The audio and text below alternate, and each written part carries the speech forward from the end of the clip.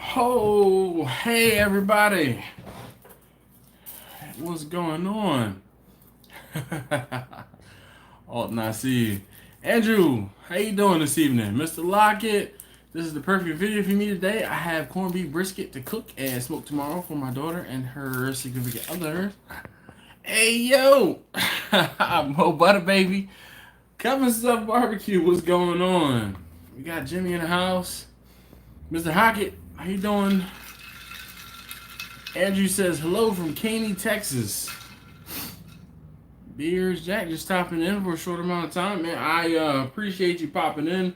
All right, so tonight I got this is an amalgamation of stuff.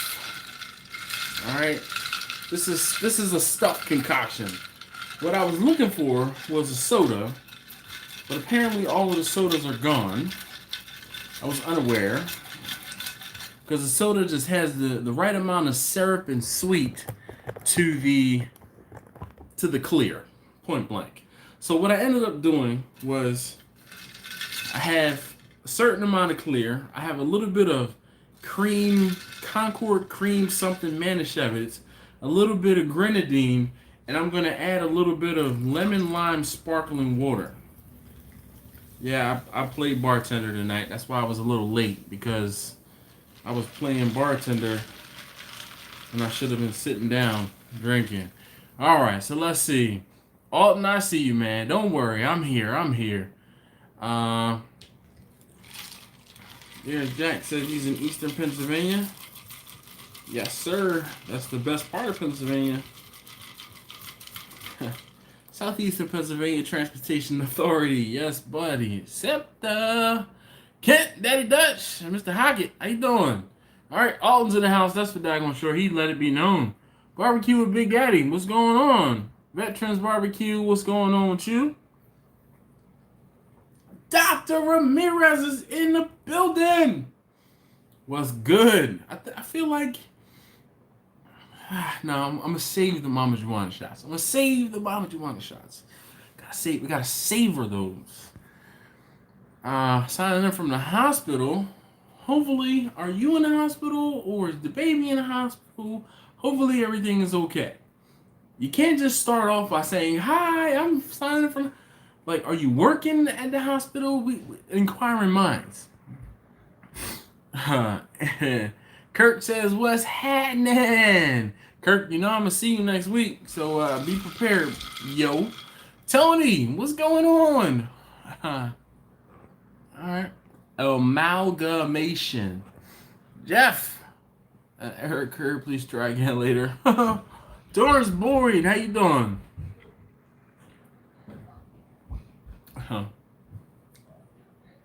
I got the beard trimmed today. The boys went to get haircuts, and I was like, yo, you got time to fit me in and trim the beard and shave my head? He was like, I got you.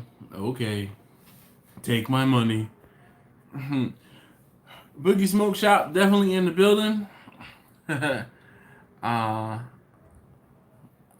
up? Oh, okay.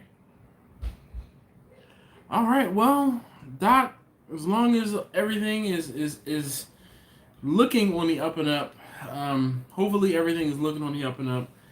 Just, keep us and me and we all posted, please. Oh, man, so the 23 of you guys here this evening. Sean, I don't think I said hi to you.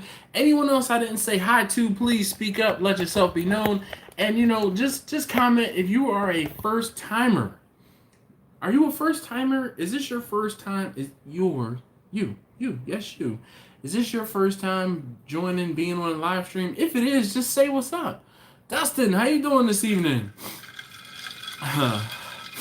All right, so Swing and Smoke says he has a lot of questions on this topic, but we'll see what I got to say.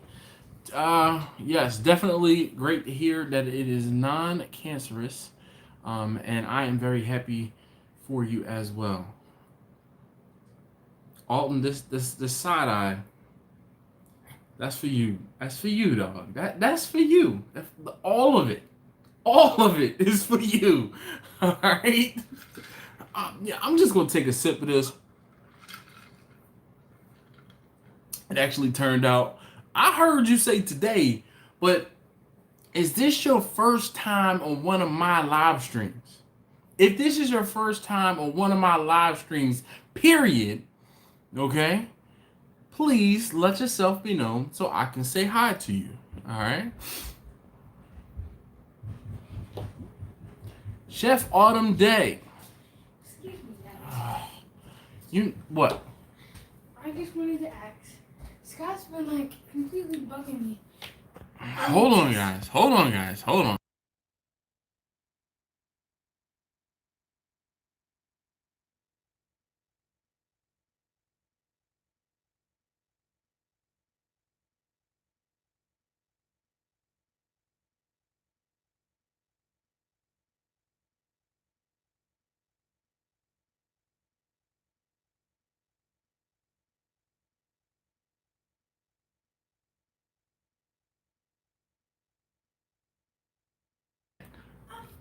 I've asked them before. Good night, guys. All right. And, no throat chopping. It was close. It was close. It was close. Yes, really. Because, I mean, you were down here and we could have talked about this a couple minutes ago.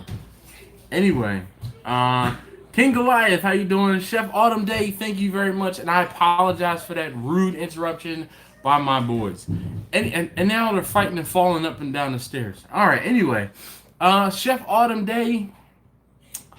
Let's see. It's not my first SDS video, but it's my first time catching me live. Autumn, like, yeah, can y'all hear them falling up the stairs, rumbling and tumbling? Autumn, did you used to put up videos on YouTube too? I don't know. The name Autumn, it just kind of sounds familiar from someone I used to watch a while ago. Pour some out for the, yep, definitely. For the homies, yep. King Goliath, thank you very much for joining me. Chef Autumn, thank you very much for joining me as well. Let's see. Nope. Veterans Barbecue, absolutely right. Thanks. Throat. I'm good.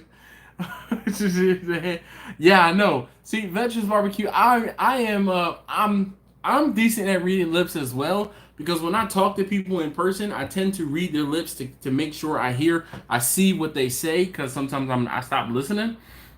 All right, so King Goliath says he learned a lot. Well, thank you, sir. I appreciate that. Actually, while we're on this, let me get my new tab. I'm trying to get my my laptop up onto the live stream so I can make sure everything is everything with the live stream. So we're gonna do events, and we are live now. And I just need to make sure, perfect. I just need to make sure the live stream stays up, so that's why I opened that up. Anyway, the word said one thing, wait till I get off it. Yep, basically. Jack Wagon, Betty, how you guys doing? All right, so Swig and Smoke says, cooking large amounts of barbecue, chicken, brisket, and pork. Depending on the order, do you prefer pre-cooking all meats or just the longer taking meats to save time? Well, it depends. I will cook in batches, okay? When I did the biggest event that I've done so far, and I got like, it's bothering me that my phone wasn't level. The biggest event that I did to date was cooking for like 300 people. And I knew I had restrictions on the amount of room I had in my smoker. I used Bessie, and I ended up having to do two whole rounds of cooking in Bessie. Now, if you remember, when I did that huge event, I actually increased the cooking capacity in Bessie because I added another rack in order to be able to cook. I cooked 10 briskets at one time. And so I cooked 10 briskets, and then I cooked, it was 140 pounds maybe of pork shoulder. So I cooked the briskets and the pork shoulder. That was Wednesday night into Thursday morning, okay? And then I cooked the chicken. The chicken that I had to cook, it was 80 pounds of chicken, like 80 pounds raw chicken. And I cooked that Thursday night into Friday morning, okay? So then on Thursday, on Friday, while the chicken was cooking, Am I saying that right? No, Wednesday into Thursday morning. Okay. And then Thursday, I prepped and did everything that I needed to do for the brisket and the pork shoulder. Pulled it all, did all of that stuff, and then I cooked all of the chicken on Thursday. That's what it was. I'm sorry. I cooked the pork shoulder. It's been a while ago. I cooked the pork shoulder and the brisket one night into the next morning. So it was Thursday night into Friday. I got everything prepped and ready. And then while I was cooking the chicken was when I was prepping and cutting up the brisket and things like that. So then once the chicken was done, we processed the chicken. And this is when I had one of my friends come to my house and help me. We processed the chicken, and then we put everything in the refrigerator, put it all away, and we were done late on Friday night.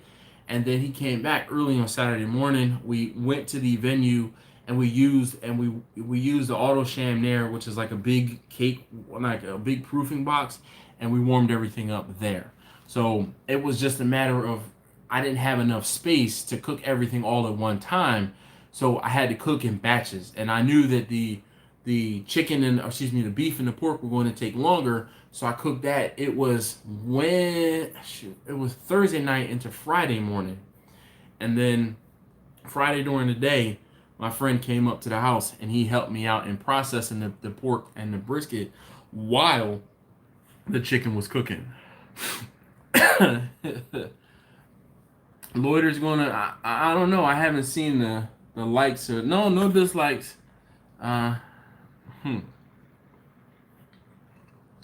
Eric from Baracho Barbecue. ¿Cómo estás?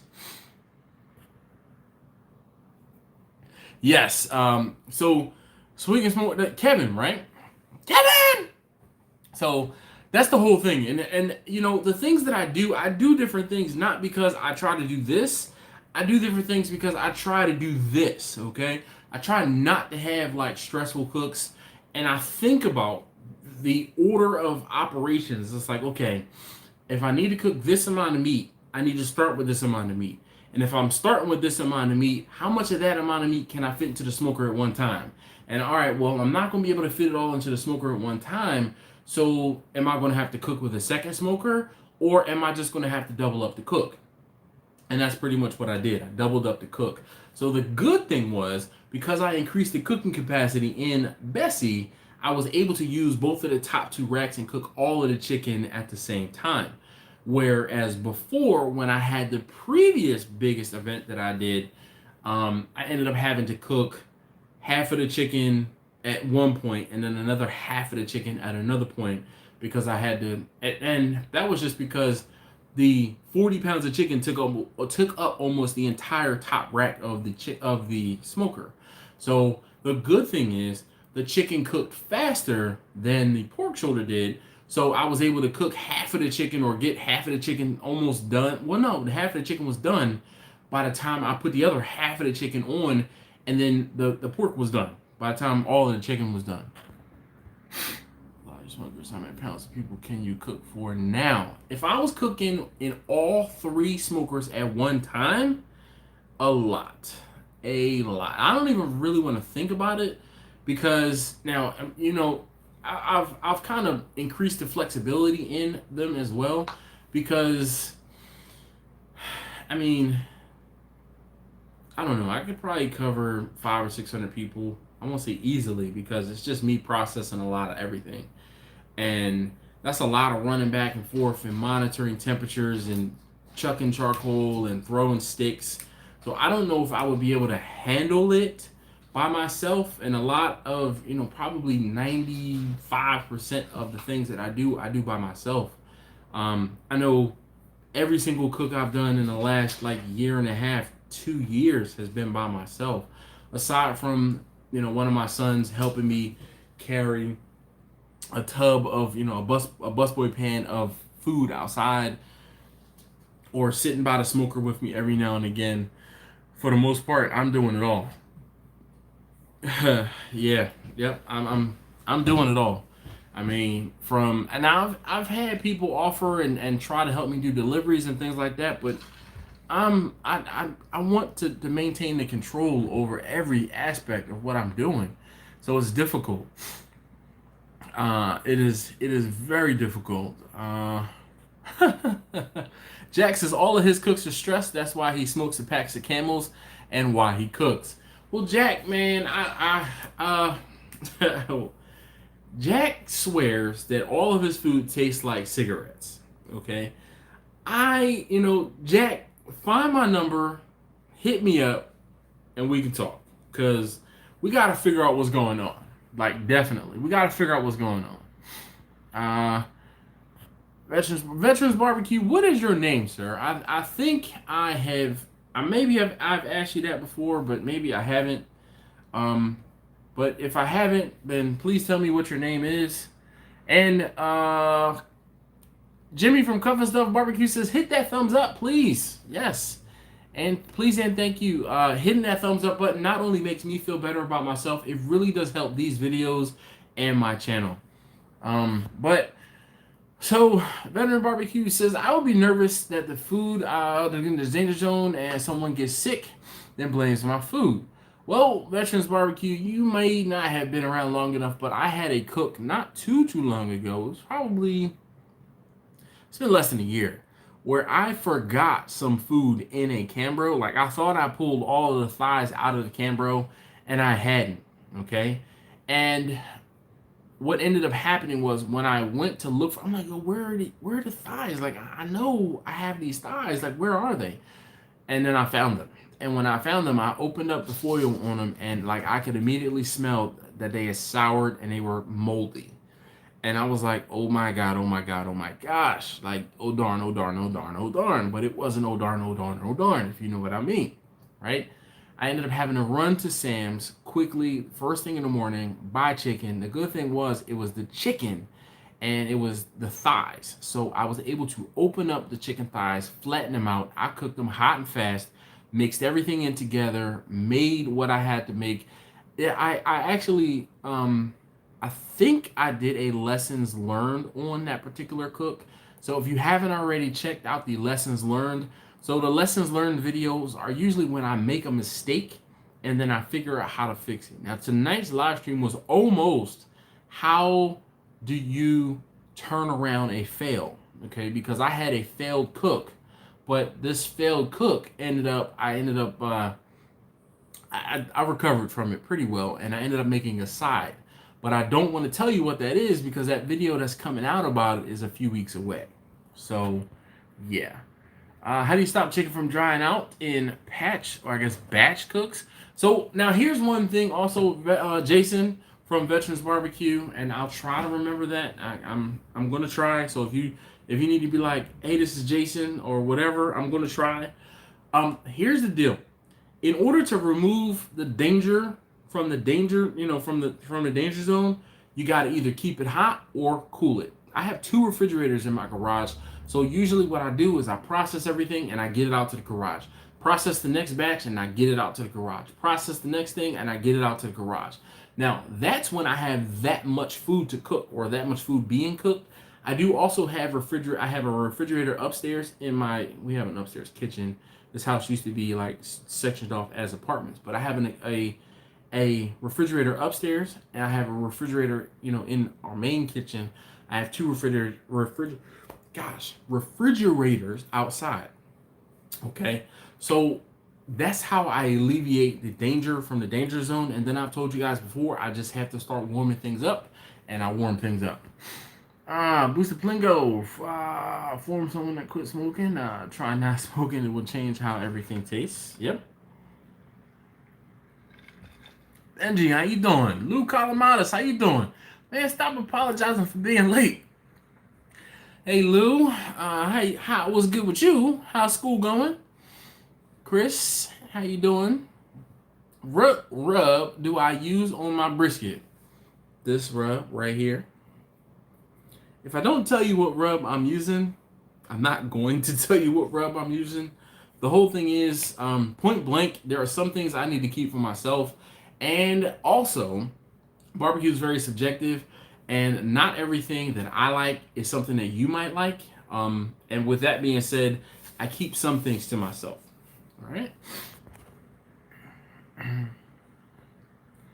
Luce's nice topic. I pre-cooked and warmed back up the brisket for the first time on Labor Day. Follow my video. He said it turned out great. Chris, no offense, but you know what I mean. All right. Question J says, hey, yo. John from 4J says, hey, Raul, what's going on? He says, hello, barbecue fam. All right. Lou says school's going great. That's what's up. In case you didn't know, Lou Calamadas is an educator. All right. I feel like I won't say cut from the same cloth, but if you haven't already, there's 30, just almost 40 of you guys here, and there's not even 20 likes. I will cry for thumbs up. Do not put it past me. All right. So now here's my question to you guys. So Lou said he has cooked ahead of time. Now, I don't want you to only also focus on the cooking ahead of time. And the reason why I brought this up is because one of you guys, a subscriber, okay, and I've talked about this subscriber before. This subscriber's name is Teddy. Teddy lives in Baltimore, and Teddy, I was out with my wife it's been out like a year and a half, maybe 2 years ago. All right. I was out with my wife. We had brunch, okay? And this guy comes up to me, and I had an Eagles hat on. It was right after the Eagles won the Super Bowl, so that was 2017. So this is early 2018. So this man comes up to me, and he says, hey, man, he's like, I'm a big fan. And I'm like, fan?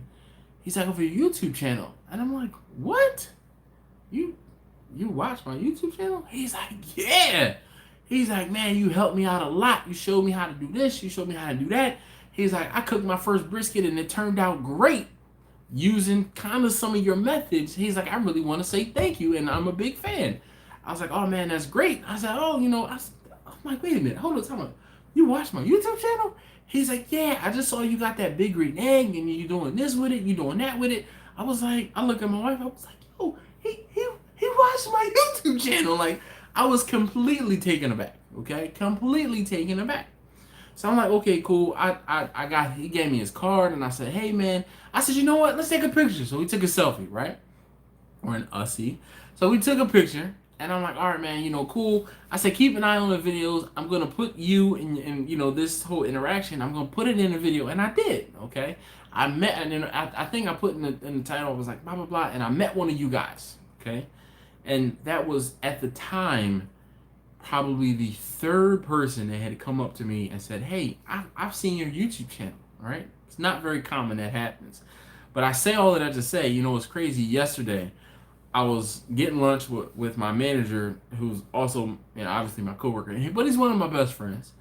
And we're walking down the sidewalk, and you know how you can just tell when someone looks at you and they like, I know that guy from somewhere, or I know that lady from somewhere. This dude had that look, right? And my manager even picked up on it and looked back at him, looking back at me, right? And I was like, as I'm getting close, right? I'm getting close to him, I'm getting close. And he said, do you have a YouTube channel? And I said, yeah. He's like, Dash! I'm like, man! I said, of all people, for this to happen with, he had to be here to see this. My manager is cracking up, like almost in tears, cracking up. Man, I shook this man's hand. I'm gonna tell you guys, I'm gonna post a picture in a video coming up. Okay, not tomorrow's video, but in the next video, I'm gonna post a picture. My man's name is Austin. So Austin, if you watched the live stream, I don't know if you watched the live stream. Austin, it was a pleasure meeting you, and thank you very much for saying hi. So I say all of that to say, if you see me out in public, say hi. Say hi, all right? I'm not going to bite. I'm not going to, be angry. I'm not going to nothing. We could take a picture, and I'll try to post the picture in the upcoming video. So, yeah. But back to Teddy, okay? So the first time I saw Teddy was my wife and I were having brunch. The second time I saw Teddy, I was at the farmer's market, and I talked about the farmer's market, but I've never actually posted video. I have taken video at the farmer's market, but I've never posted video. So we're at the farmer's market, and he said his second brisket that he cooked, it it wasn't done when he wanted it to be done. And I told him, I said, I stood there and I talked to him and I kind of coached him a little bit. And I said, if it wasn't done when you wanted it to be done, I said, you can't really rush it. I said, you gotta start earlier. He was like, I was hoping you weren't gonna say that. And I said, that's pretty much it. That's like the only way you can get a brisket done earlier is to start it, earlier. He's like, all right, well, I'll be cooking another brisket soon. Is it okay if I hit you up? I said, yeah, sure, man, no problem. Here's my number. All right, hit me up. So he's like, okay, cool. Well, Teddy hit me up. Teddy was like, hey, man, I want to invite you to, we're having like a little community cookout. I want to invite you to cookout. Unfortunately, the same day the cookout happened, I had to be in Philadelphia for a birthday party for my father's wife. Okay, stepmom, but my father's wife. So I couldn't attend this party. So we're talking back and forth, and he's like, hey, where can I go to get this? Where can I go to get that? Please let me know. I said, okay, cool. Go here, go here, go here, go here, get this, get that, get that, get that. And he's like, okay, cool. So what ended up happening was he waited until the last minute. He was cooking on Friday. He waited until Friday afternoon to get his brisket. Where he went to get his brisket, the briskets were not sold out, but there was like some sort of shortage, and there weren't any briskets available. So he hit me back up, and he's like, hey, man, I got a slight problem. Where else can I go and get brisket like right now? Because I need to start this cook at like 9 or 10 o'clock tonight, and I can't find the brisket because Costco doesn't have briskets. There's some sort of shortage. And I'm like, well, how big of a brisket do you want? And he says, I need a 15-pound brisket. I would like a 15-pound brisket. And I'm like, all right, well, where are you now? He tells me where he is, and I said, all right, look, how about this? How about I run the restaurant depot for you? I'll pick one up for you. And I said, I'll bring it past your house a little later. I said, then I can help you get it started. You can ask me any questions you have. So I went, got this brisket for him, okay? Took it to his house, and then we took a picture, and I'll put the picture in the video coming up. And I guess we'll just have a little, meeting you guys type deal. So I took that picture with him. His girlfriend took the picture of us. And then I helped him trim the brisket. I helped him season the brisket. And he showed me something because he used his slow and sear to cook that brisket. And it inspired me. And it inspired me to use the slow and sear to cook a brisket at my house. All right. So I did cook a brisket at my house. There is or will be a video about that brisket in a couple weeks out from that.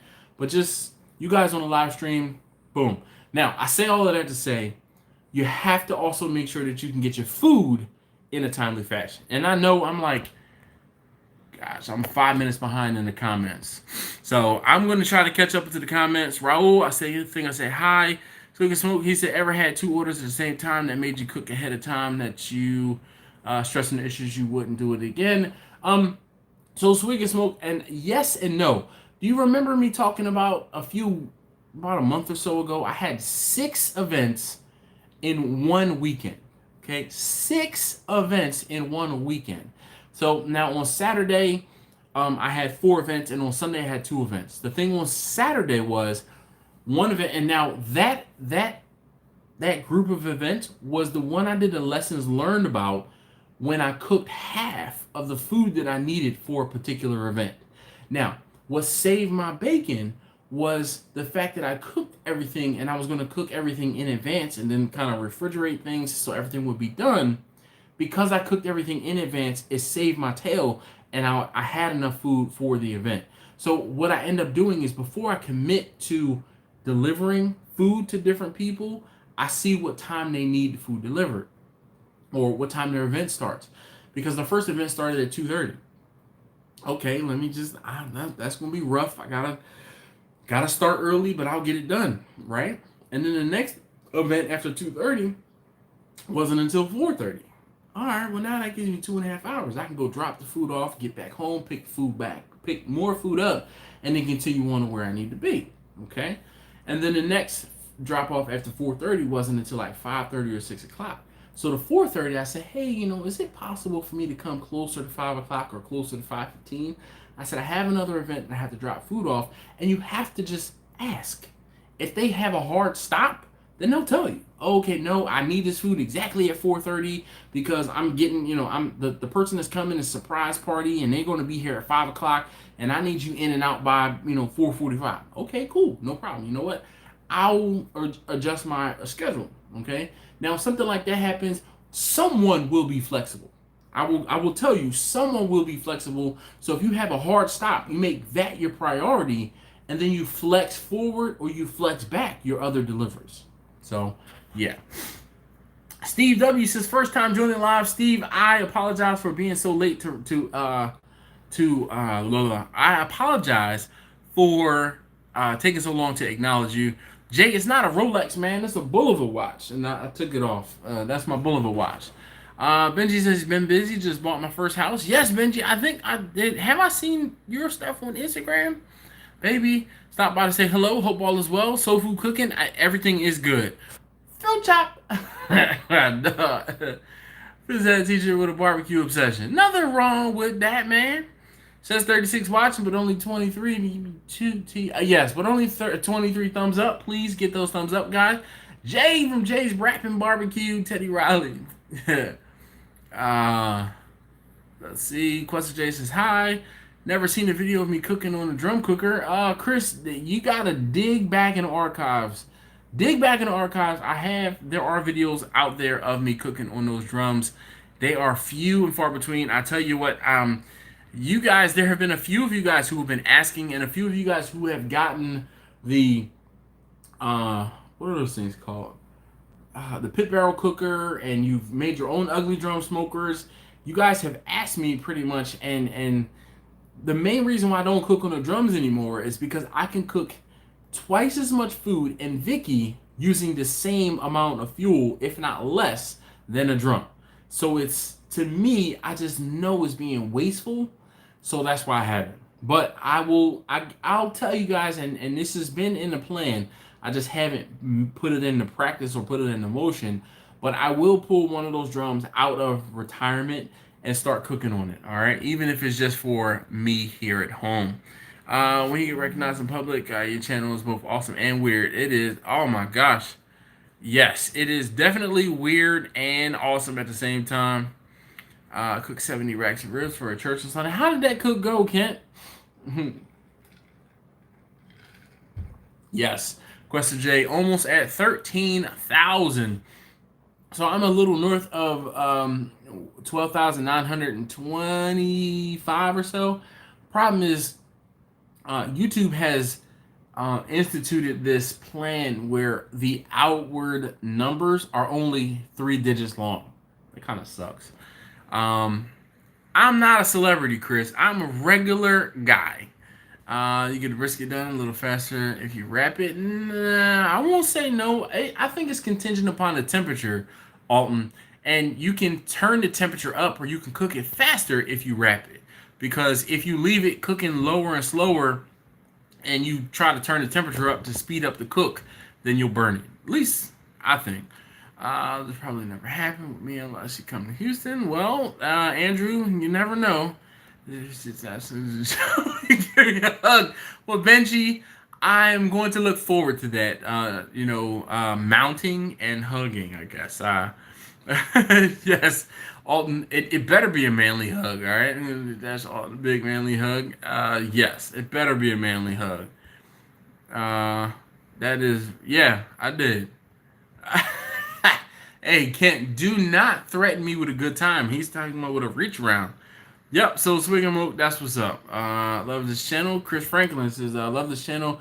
Been doing smoking for at least 4 years and currently building his own trailer. Smoker with a separate grill. Rotisserie, thanks for sharing my knowledge. Man, it's not knowledge. This is just my practice, and I just talk about the things that I've done. Lou says, I'm a stand-up guy. Yeah, well, thank you. I'm sitting down, though. So am I really a stand-up guy? Calamitas. Scalamatus.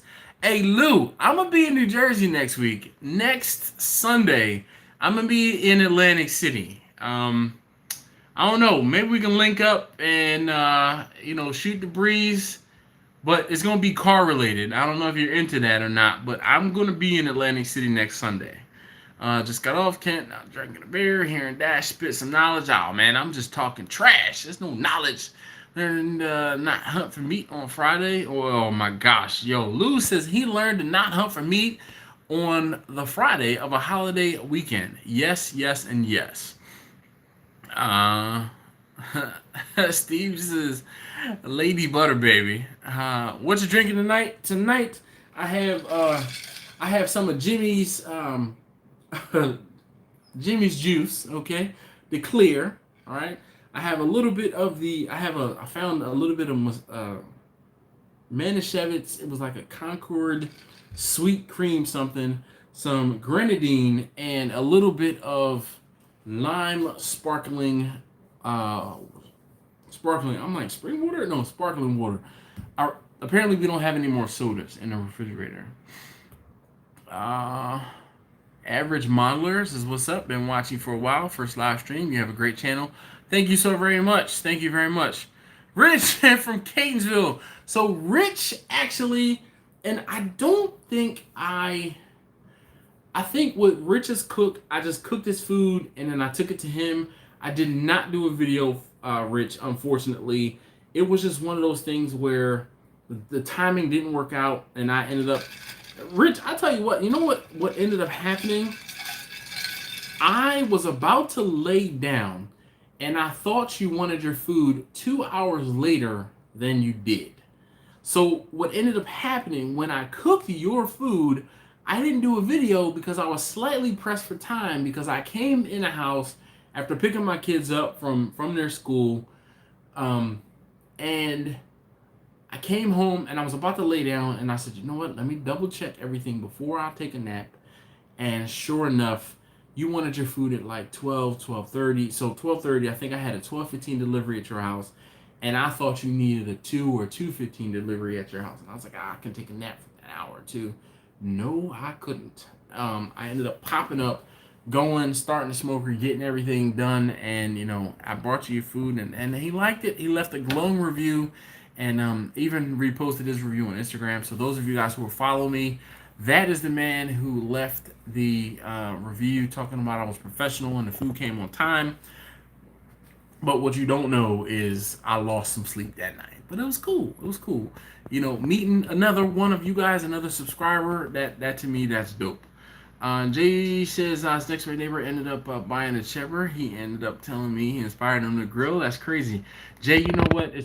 What's crazy is the stories that you'll hear 6 months from now or 8 months from now, okay? From people who have started to watch your channel and to who have, you know, you have inspired and you've just said, you know what? Yeah. All right. No problem, Lou. And yes, I'm going to H2O. I will be in Ocean City next Thursday through next Sunday morning. I'm getting up early on Sunday morning and I'm going to be driving to Atlantic City. Went well, smoked it for 3 hours. They were refrigerated until today. Finished church oven today for 3 hours. 70 racks going in 30 minutes. Good gosh, he said 30 minutes. Caden, I'm not even going to acknowledge your comment, but I will say hello to you. Hey, Beers Jack, thank you very much, Jack. I appreciate you popping by. What's your out of the box item that you cook on the grills, bro? No ribs, chicken, or brisket, something different. All right, so Alton, you should know the rules by now, man. We talk about the off-topic stuff in the second hour. I know this is your first time today in one of the live streams, but I try to talk about or stay on topic for the first hour. So we'll come back to that. But don't you disappear on me because you have a habit of doing that. Keep in touch. I might be going to Turtle at Sous. I'm not sure yet. Keep me posted. Yes, Lou. Yeah. I'm trying to catch up on comments. I've caught up on the comments. That's what's up. That was a good question. Well, all right. So, New Jersey, not far from AC. You cook whole hogs. I make them in the Chilean box. I have never done a whole hog because I do not get called for it.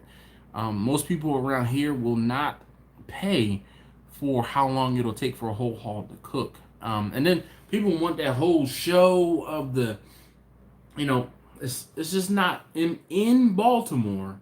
there's not much call for it. Now, if you go further south, where Jimmy is down in South Carolina, who's in North Carolina? Who's further south? South Carolina, North Carolina, they do whole hog barbecue. Whole hog is not popular in Baltimore.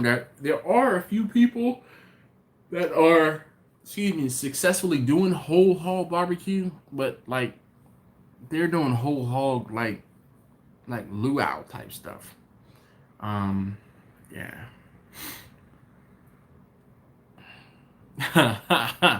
Alton says he's at work. He's well, my luck, you'll get a phone call and then I'll braid up my beard and then you won't even see it.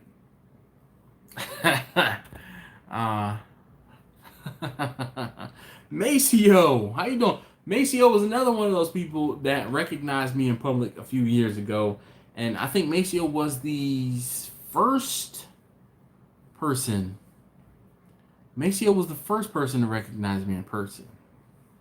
Dre, that's what's up, man. So those of you guys, some of you guys know, most of you guys know I'm big into cars, okay? And there's a YouTuber, his name is Tommy F. Yeah. So Tommy has a deal with ButcherBox. So ButcherBox pretty much, I guess whoever sponsored them or whoever was directing them told him to go buy a smoker. And so I was watching his videos and I was like, yo, this guy's got no idea what he's doing. Like, I need to reach out to him and tell him, hey, hit me up. And he did, okay? He definitely hit me up. He called me and I'm looking at the phone and I'm like, yo, Connecticut. Hello? He's like, hey, this is Tommy. I just saw your message and you said you would give us some help. I'm like, whoa. So just the same way you guys would probably flip out and freak out if you saw me in public, I got the same, oh my gosh, I'm talking to somebody that's, now mind you, he's got like 175,000 subscribers on YouTube to my not even 13,000, okay? And I helped him out. And you know what was great is he shouted me out in the video. And I ended up getting 10 or 15 subscribers on Instagram, and I think I might have bumped up 5 or 6. Well, that's the thing. I don't know exactly who followed me from Tommy, because I think like the day or the day after Tommy's video went up talking about me helping him out and me literally saving his butt, I think I got 20 or 25 new subscribers that day. No, he didn't hook me up with ButcherBox. You know what's crazy? My wife actually ordered ButcherBox by herself on her own separately. So we actually got the ButcherBox subscription or the ButcherBox shipment the day before that video of me helping him went live. Benji's talking about Chevys. Cause this is my channel, I can do that. Oh, Kirk says he has screenshots for you though, Alton. Maceo, you up there in New Jersey? Maybe. Look, I don't get called for whole hog. Not that I don't want to try one, not that I don't want to do one. It's like, if I'm cooking a whole hog, what am I going to do with it? I don't eat pork. My family, my wife, and my kids do, but even if I get like a suckling pig and it's like 25 to 50 pounds, what am I going to do with all of that? All right.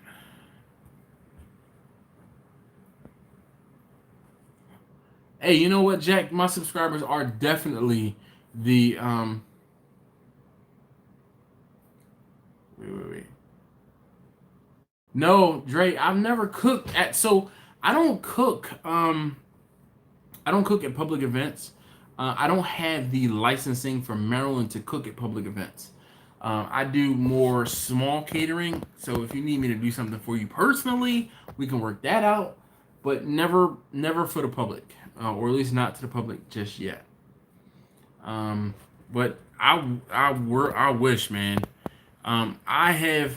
I've cooked at a couple different tuning shops and like like, I don't know, are you into it? I mean, obviously it seems like you're into cars, and you're talking about World Cup finals in Maryland. So at MIR or at Capitol Raceway, which one? Uh, Question J says, hit that thumbs up if you haven't already, and remember, everything is better with Mo Butter, baby. All right. Smoked bean pie. Nope. No smoked bean pie. We're gonna talk, man. Wait. You got 15 more minutes. Send us Doc says, send that suckling pig over there. John from Driver Crash says he's been wanting to do a whole hog for a while. Hold on, time out. I'm bummed, all right? John, I am bummed. This weekend will be your last weekend on the trailer, and I know that next weekend is going to be that's like the official end of the season. I'm going to be there next weekend. I'm going to be in Ocean City next weekend. Next weekend. And you're not even cooking. I was like, man, I'm excited. I'm going to come. I'm going to find you. I'm going to get some of your food. And you stop cooking this weekend. John. John. All right, so he says MIR. I've only been to MIR once, and it was probably, gosh, it's been 15 years ago, maybe. It was when I rode down there on a motorcycle. I've never been down to MIR on or with cars. It was motorcycle related. YouTube Hangout. No. Make it a whole hog and have a live Wednesday stream. Problem solved. Lou, that is not problem solved, man. I work during the day, and a whole hog is definitely going to take longer than a live stream would take. Definitely. Of course you have one of those pig boxes. Of course. Yep, I know. John, I know. Whole hog cook coming up soon. Well, that's what's up, Kent. Kent, you have the room for it, so, that's what's up. Paradise Racing. I might know. So, like, I'm big into Volkswagen, Audi, German cars. So the problem is I might not know the driver's name, but I bet I know someone that knows that person. Car stuff, the car circle, especially in Maryland, is very small. And there are a lot of people who know who I am, but I don't necessarily know who they are. I went to my buddy works at a Volkswagen dealership, and I went to the dealership because I was having trouble with my car. And I walked in, and this guy was like, yo, you did the food at Redline, didn't you? I was like, yeah. He's like, man, I've been trying to find out who you were for a couple weeks. He's like, man, I was one of those 6 events that I talked about. He was at the first of the 6 events. Okay, the event that I was supposed to cook 20 pounds of food for, 20 pounds of pork, 20 pounds of brisket, 20 pounds of chicken. Yep, that was the event that I cooked 10 pounds of pork, 10 pounds of brisket, and 10 pounds of chicken. Yeah, he was at that event. Okay, now had I not figured it out, we probably wouldn't have been having that conversation of him telling me how good the food was, and that he had been trying to figure out who I was and how to get in touch with me. Okay, so like I said, I know a lot of people, but a lot of people know who I am. Sonny, I'm good, man. I'm good on the rotisserie. Nah, no rotisserie for me. No broadcasting. Never broke again. Challenge myself, just like me and corned beef brisket. Never done one, but willing to try. Mr. Hockett, I tell you, so here's the thing, all right? Now let's put this into perspective. The cost of corned beef brisket is here. The cost of a whole hog is here. I'm not a very rich man. I am not getting rich off of YouTube yet, okay? I am still gainfully employed, and YouTube basically pays my cell phone bill every month. I mean, nothing above and beyond. I still cook and have to cook food and prepare food for my family, and I try to show you guys videos of things that I'm doing in and around the house be it barbecue, be it like tomorrow's video is going to be talking about that generator that I bought a month or so ago. And I wish, man, I wish. There are just some times when stuff comes up and I can't afford anything extra. I'm gonna be completely honest with you guys.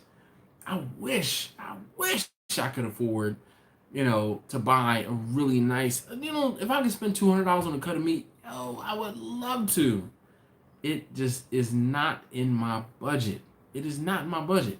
And, it was one of those, it's a catch-22 because I would love the extra income if I was cooking more, but I like the ability to spend time with my kids and my family, so I've reduced the amount of cooking that I do. Can I make extra money to do extra things? Yes. But the extra things that I'm doing to have some extra money are not always worth it to me to miss out on things with my kids.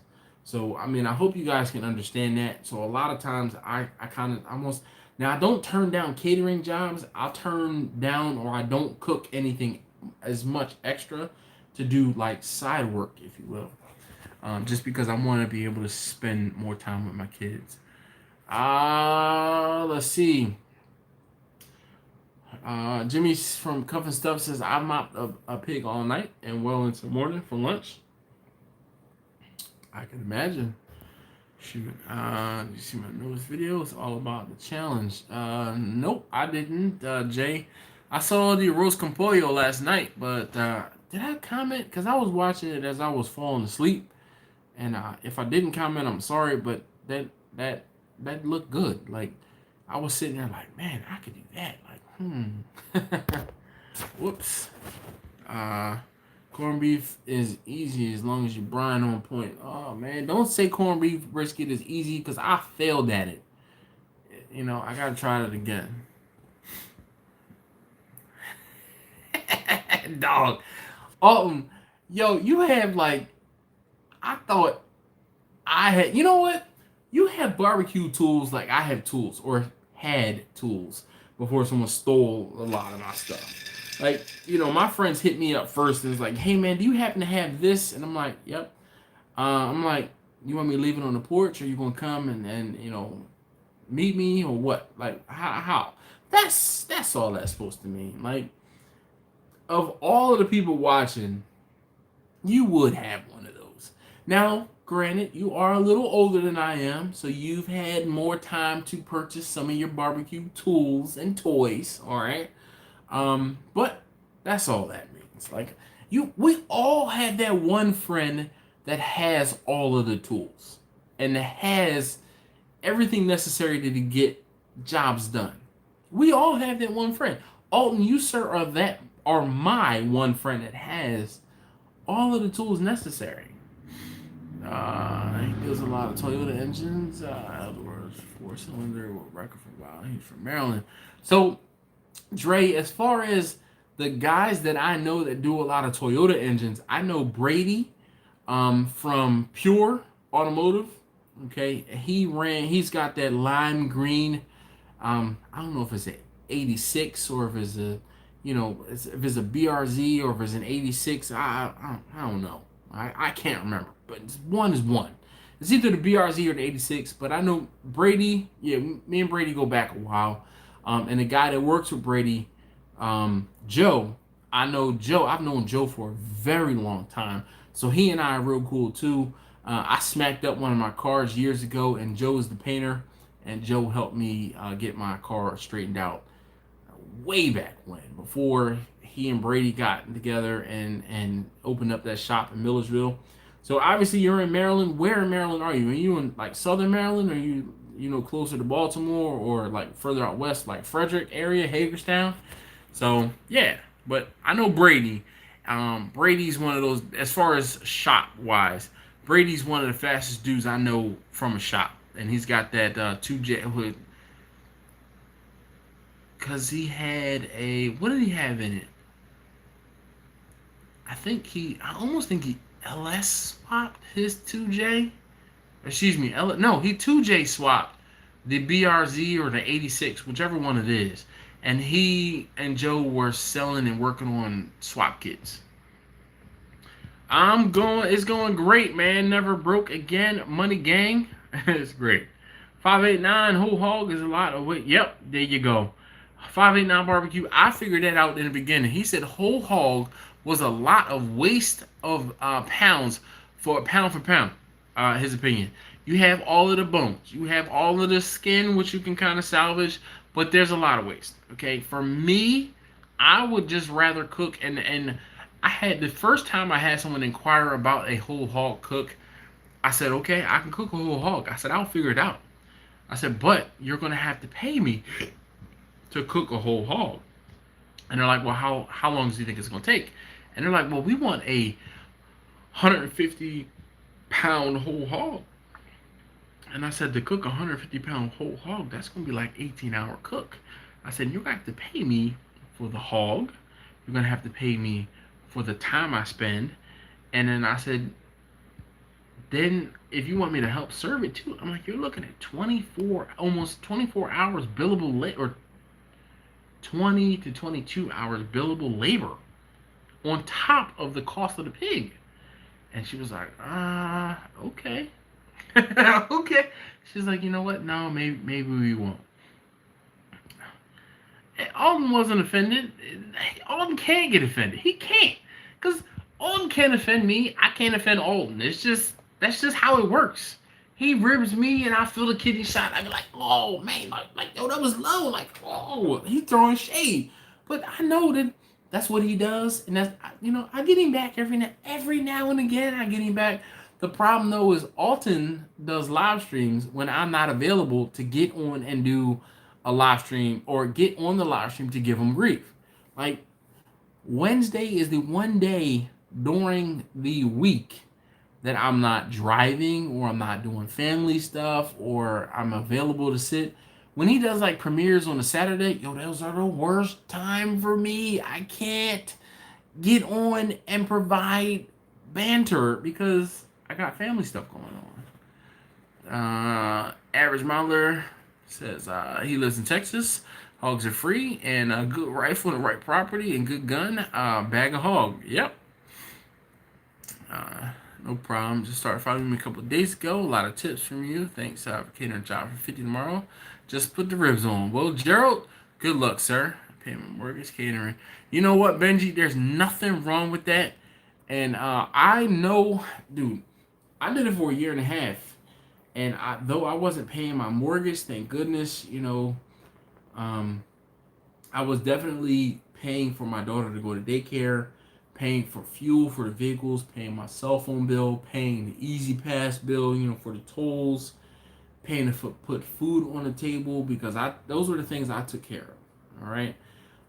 And I mean, I've been there and I've done that. Like, barbecue definitely is good enough to pay the bills, but I take one step back and I continue to do the catering because the catering jobs are, I won't say guaranteed money, but there's no guessing in it.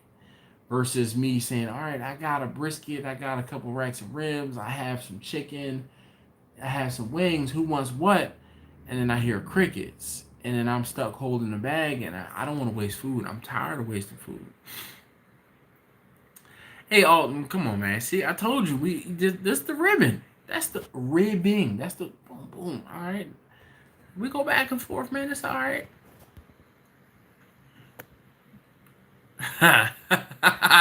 Mr. Hawkins says, he who dies with the most tools dies happy. Dutch is keeping count.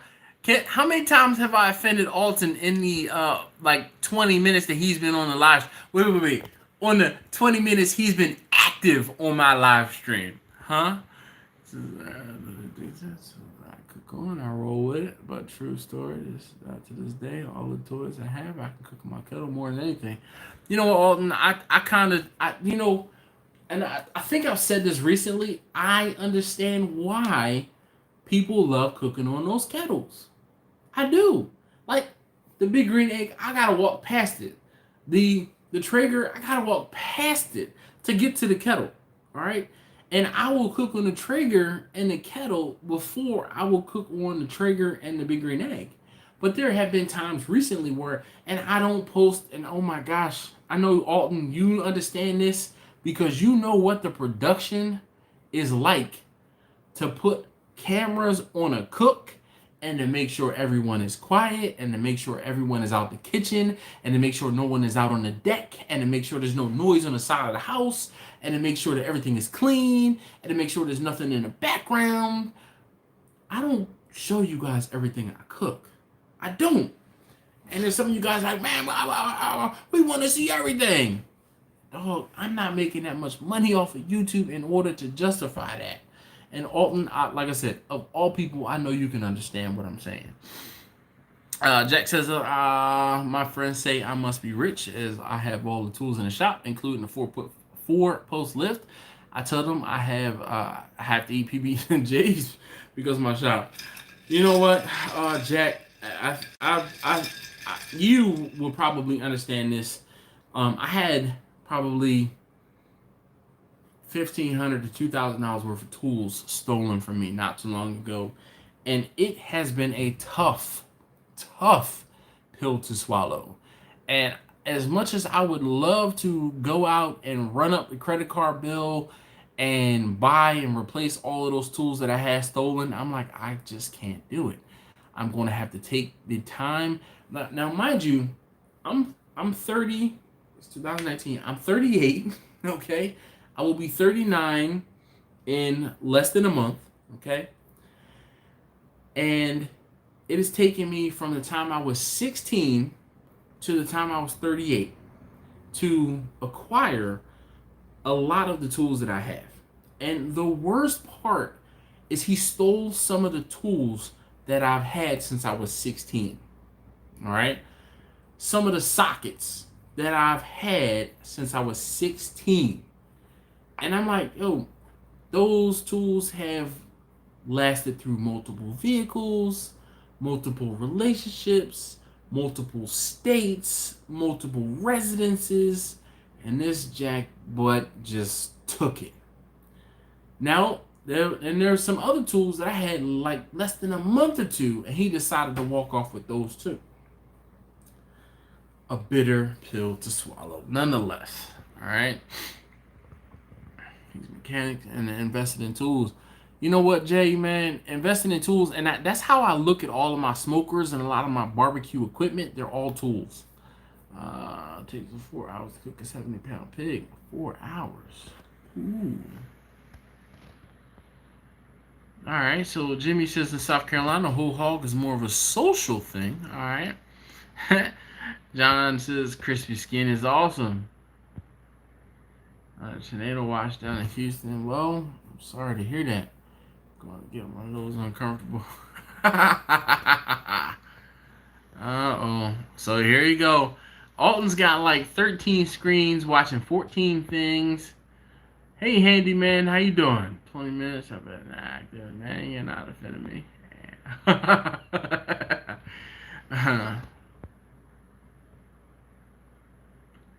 Yep.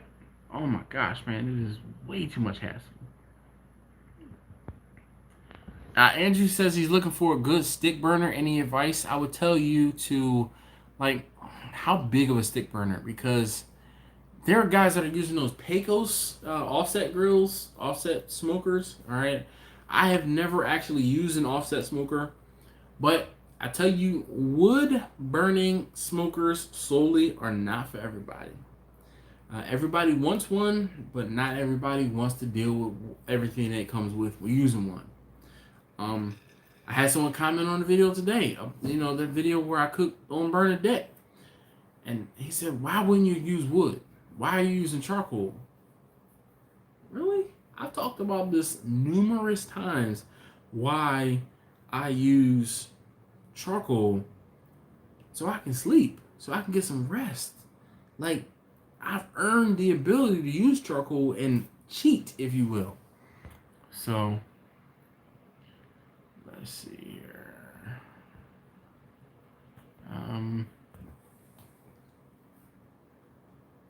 Give me a second, guys.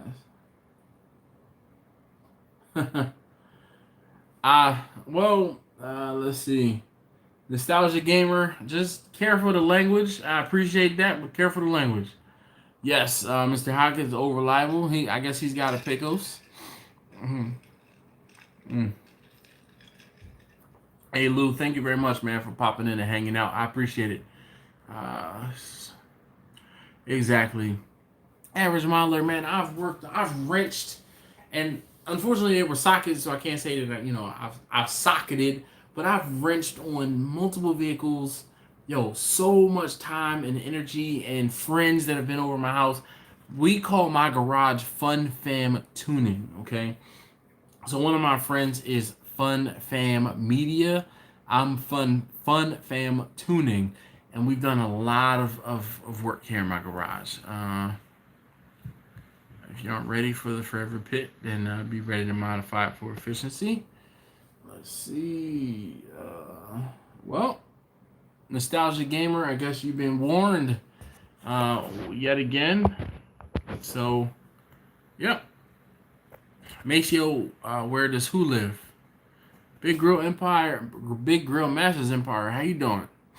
I don't need a big one, just a good size. So, that's another thing too, man. Either they're like residential or they're commercial. There really is no in between as far as a wood burning smoker. They are really like ones you can get like a Oklahoma Joe that you kind of have to modify and make your own. And then there's like commercial ones that there's like no in between. Smoking Bears, man, dude. Your biscuits.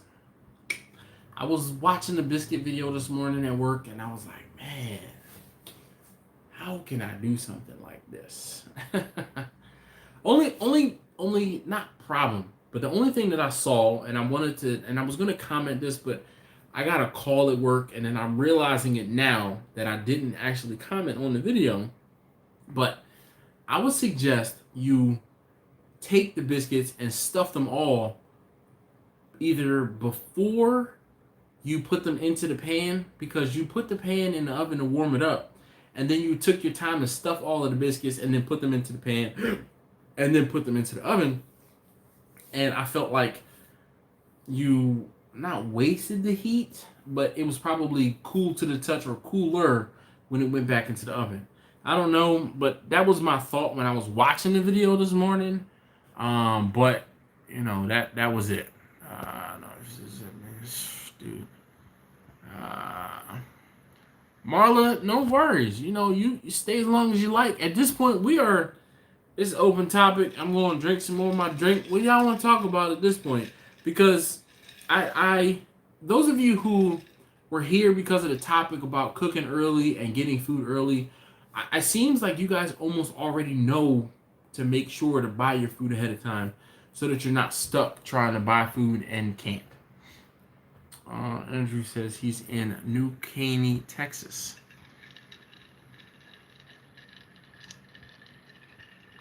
Alton from the Dogfather Barbecue says Old Country stick burners are good starters. You can find them at Academy Outdoors. I don't even know what an Academy is because we don't have those here. Question J says he's out. Got to be in a new house at 5 a.m. Hopefully a couple more weeks and it's done. Question J, best of luck, sir. Best of luck. And just to let you know, I still got those things you sent. They are within reach. All right. Appreciate you, man. I really do. Thank you so very much again. Night, Question J. Definitely. Good night.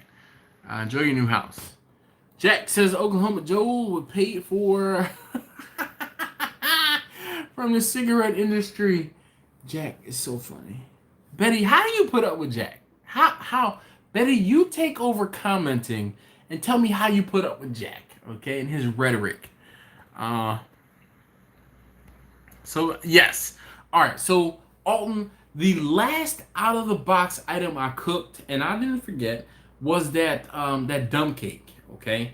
And I've seen a couple people cook cobblers, and I'm like, that wasn't a cobbler. That was a dumb cake, but you called it a cobbler. If it was a cobbler, and you know what? I saw you posted a cobbler, and it was one of those deals where I was scrolling while I was doing something else, and it just so happened to pop up, and I'm like, oh man, I gotta go back. But me saying that, I did not go back to your video, and I gotta watch your video and comment. But you said it was a cobbler. I'm hoping it wasn't cake mix, because if it was cake mix, that's a dump cake and not a cobbler. Yes, I'm all about the semantics. But I have not watched that yet. So actually, you know what I'm going to do? We're going to open up this right here. New tab. We're going to Alton's channel. And actually, we can do this from here. Alton. Boop, boop, boop. These three dots. Nah. I don't need to breathe. Breathing is overrated. Go to Alton's channel. Videos.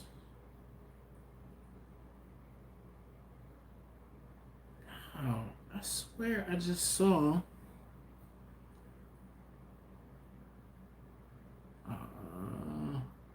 Maybe I saw it on Instagram. Ribs. Yeah, I've seen everything. I didn't see the Sunday cook because that was live. I couldn't do that. But the dump cake. Chris says, how did I get the name Dash? All right. So, quick history lesson. There's a music, at this point it's a conglomerate, okay? Jay-Z, Dame Dash. They headed up Rockefeller Nation, okay? And back in 2000, 2001, no, it was before that. Yeah, 2000, like 99, 2000, 2001, my friends from back home and we all had personas, or we personified someone from the Rockefeller clique. There was my man Pook, who was like, I can't remember who he was, but my man Dunn, he was like Jay, my buddy Rush, Taj, and myself. All right, everybody, you know, one was Memphis Bleak, one was Beanie Mac, one was Jay-Z, and I was deemed Dame Dash. Okay, I was the guy that was the happy-go-lucky dude that was always dancing around, and I had the bottle in my hand.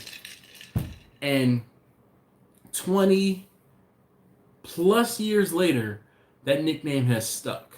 And that has been the nickname that I didn't have a nickname until I was 20 or 21 years old. Well, before 21.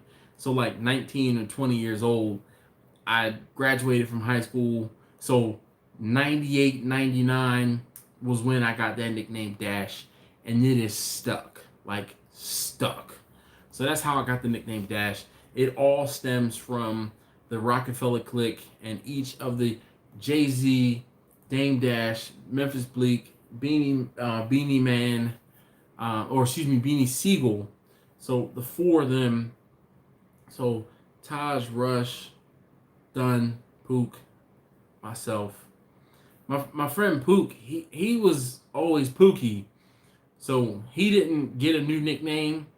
Our friend Dunn was his nickname, but he had a personification or a persona from the Rockefeller clique. My man Rush, he had a persona from the Rockefeller clique. My man Taj also had a persona from the Rockefeller clique. And like, we had a music group, okay, and it was just as corny and bad as you think. We were called the Bachelors. Like, we deemed ourselves the Bachelors. And we used to sing. Oh, it was so bad. It was so bad. Because it was drunken shenanigans. All right, Maceo says he's on Long Island and he builds. All right. You still pig. It's, yeah, well, what you gonna do with that pig, though, Alton? What you gonna do with it? Let me see you do it. Make homemade meatballs and spaghetti tonight, drinking these beers. Well, Benji, that's what's up. Hey, Doc, thank you very much for hanging out, and I'm glad to see you're doing well. Really am. Take care of yourself. My best to you and yours, okay? Tell the little one I said hi. Also, tell your sister I said what's up, too, all right? We have an academy, all right?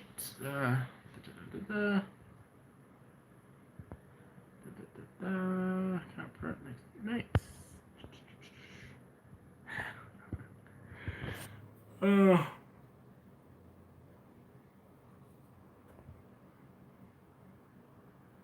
Nah, man, there's a difference between a cobbler and a dump cake. A cobbler is when you take the raw ingredients and put them in versus just using cake mix.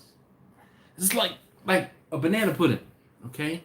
If you use pudding mix to make a banana pudding, no. You have to do a banana pudding from scratch with the double boiler and the raw ingredients and the vanilla. Yo, that's the only way to do a banana pudding. If you do a banana pudding from a pudding mix, yo, I can't eat that. I can't eat that. Like, I can't eat that. Matthew Fish, how you doing this evening? No, Knucklehead is not there. Unfortunately, she is back home. But that was a good live stream. It was fun. Wait. Hold on. Listen to this. You hear the crickets and the fan in the other room? If Knucklehead was here, would you be able to hear the crickets and the fan in the other room? No. Smart guy, catering gig on Friday. Well, Matthew, that's what's up, man. Yeah, what are you cooking? Yeah, dude, I'm not spitting nothing. I'm not drunk enough for that, Alton. Not at all. Jack's cooking is just fine. All his friends and his family love it. His ribs and chicken are the best. He has a low tolerance for smoke flavor. It's due to his time hotboxing camels. Betty, thank you. Okay? Thank you. Okay? Because I've been saying it, and you know I've been saying it, that I feel like Jack is just, he's crying wolf. I'm sure his food is just fine. Betty says his food is fine. I think Jack's food is fine. That's why Jack's never reached out. Jack, reach out. If it's really that big of a problem, reach out to me. Let me know, and I will help. I will make it my mission to make your food taste less like camels. Right? Was it Smoking Joe Camel? Yeah. We will remove him as you got Smoking Joe Camel over here and like Smokey the Bear over here. Alright. Pork butt, chicken thighs, and potato salad, coleslaw. Well, that sounds like a roundabout meal. Steve W. said his new name is Pookie. Well, he got the name Pookie from New Jack City. Fun fact, actually went to elementary school with someone who was in that movie. Average modeler, he said they call him Tree. Okay, like tree is in grow or tree is in the number? Matthew, I have a rough timeline for my cooks. If I know I need to have something done by X, Y, and Z time, I need to make sure that food is done by X, Y, and Z time. That's as far as close as you're gonna get that information. Just like people on the competition circuit don't tell you exactly what time they start this or what time they pull that. I kind of play it by ear, and I don't time things. I use internal temperature because the difference between a brisket finishing in 5 hours or a brisket finishing in 9 hours is the temperature of the smoker that you're running it in. So, all right. Well, Alton, I will let her know you said what's up. Soul food cooking, you already know. See, I mean, by your name right there. He said, "Gotta do banana pudding the real way." Yes. Grill Sergeant, I feel like all you guys, you military veterans barbecue, Grill Sergeant, cuff and stuff. I'm like, don't take offense by me saluting you. That's just how I'm gonna say hi to you guys. All right. And if I need to do 4 fingers and at the specific angle, you let me know what it is. I don't want no disrespect. All right. Really, I just want to say hi. Waiting to finish Max. Oh, yo. So it's maxing. Okay. Look, so if you guys aren't following 4J on Instagram, you need to. He has is it a 500-gallon smoker or 500-gallon propane tank that he looks like he's going to be turning into a smoker? Please tell me. Rome, yep. look. Sent you a photo of my mascot, the pig, about 3 weeks ago. Yes, Jack. I saw that picture. I think I replied, man. Whew. Average modeler, right? Average at 6'9", dog.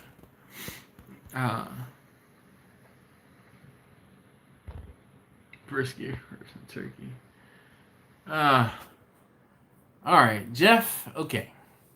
Jeff says, "What's in your seasoning, Dash? The lemonade for the chicken."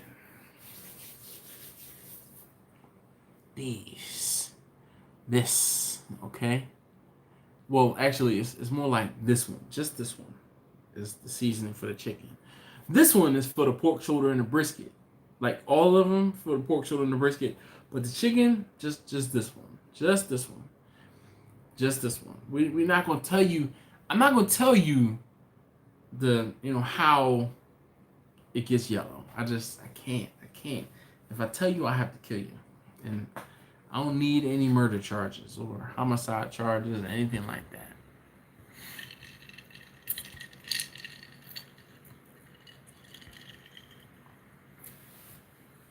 The out of the box hook on the grill was the dump cake, man. That was the out of the box hook, man. I cooked it on the dump cake on the Traeger. That was out of the box, man. I majority of the time, what I'm cooking in a lot of the videos, I'm cooking dinner. So I'm not necessarily cooking anything out of the box. I keep it pretty simple. Like, I really keep it simple. Like, I've done, what's crazy? I've used different seasoning and I've used, tried this and tried that. And that's when I get like those looks from my family, like, hey, this doesn't taste right. Like, this isn't normal. And I'm like, I know it's not normal. I'm using a different, seasoning. I'm using something different. And they're like, well, nah, can you please season this the way you would season it? Like, my wife especially, I cooked that brisket, or I told you, I cooked the brisket on the, on Charlotte, the kettle, okay, and I used the slow and sear.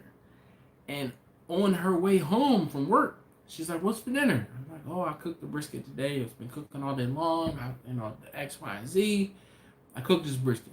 It's about to be done. It'll be done by the time you get home. Or actually, I'm about to pull it out of the grill now, and it'll be rested so I can slice it up by the time you get home." And she was like, "What did you season it with?" I'm like, "It's the regular seasoning. Like, it's the basic seasoning." She was like, "Because I don't want anything new. I don't want to try anything different. I want what, what it's supposed to be."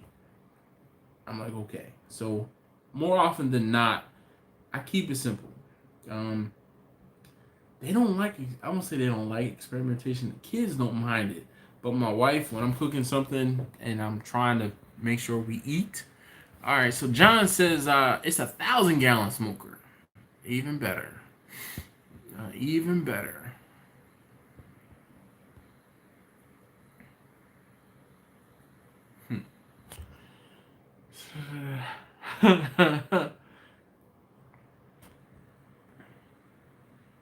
Yep, everybody has secret seasoning. Ever cook alligator? No, sir. I've eaten alligator a couple times, but never cooked it. Just not something I can find around here. I would have to pay for it to be shipped here, and I don't, man. I like to get stuff that I can see in hand. I don't like to order stuff. Just cuz. Paul, how you doing this evening? The pineapple upside down cake. Well, Maceo says out of the box for him was a pineapple upside down cake. Yeah, I'm gonna do more baking on the Traeger. A few months ago, I went to it was not a crab feast, but it was an all-you-can-eat crab thing, and they cooked pies with charcoal under.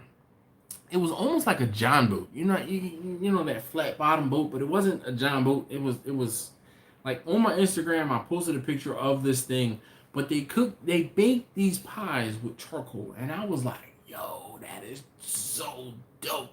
And that is what got me wanting to do desserts on the Traeger or on the grill. The problem is, grill gets way too daggone hot. The big grenade gets way too daggone hot. And usually whenever I fire up one of the smokers, I'm cooking the cater. So I can't just throw something in there because I'm cooking the cater. Yeah. Does your family get tired of barbecue? Yes, Chris, they do. Alton says briskets and gravy. Briskets. Alton, I think I've told you this, or I know I may mention this. I am not a fan of gravy. The only gravy I like is on shrimp egg foo young. That is it. Other than that, I don't like gravy. I know. I can watch on seasons, just on short videos. Everybody's different tastes. Yep. Rodney, how you doing this evening? Brisket dead simple, salt, pepper, garlic powder, onion powder. If you say so. Chris says Dutch oven. I have a Dutch oven. The only thing, my Dutch oven doesn't have that metal lid. And my Dutch oven, I do more frying in it than I do cooking outside on the grill. I have for Jason, he's getting ready for Dash Bash. Oh man, dude, I swear every time I think that is like dead and dying, one of you guys has to bring it up. William says, yo, fellas, I'm back from work. He said he's cracking his first. Oh, well, cheers, my friend.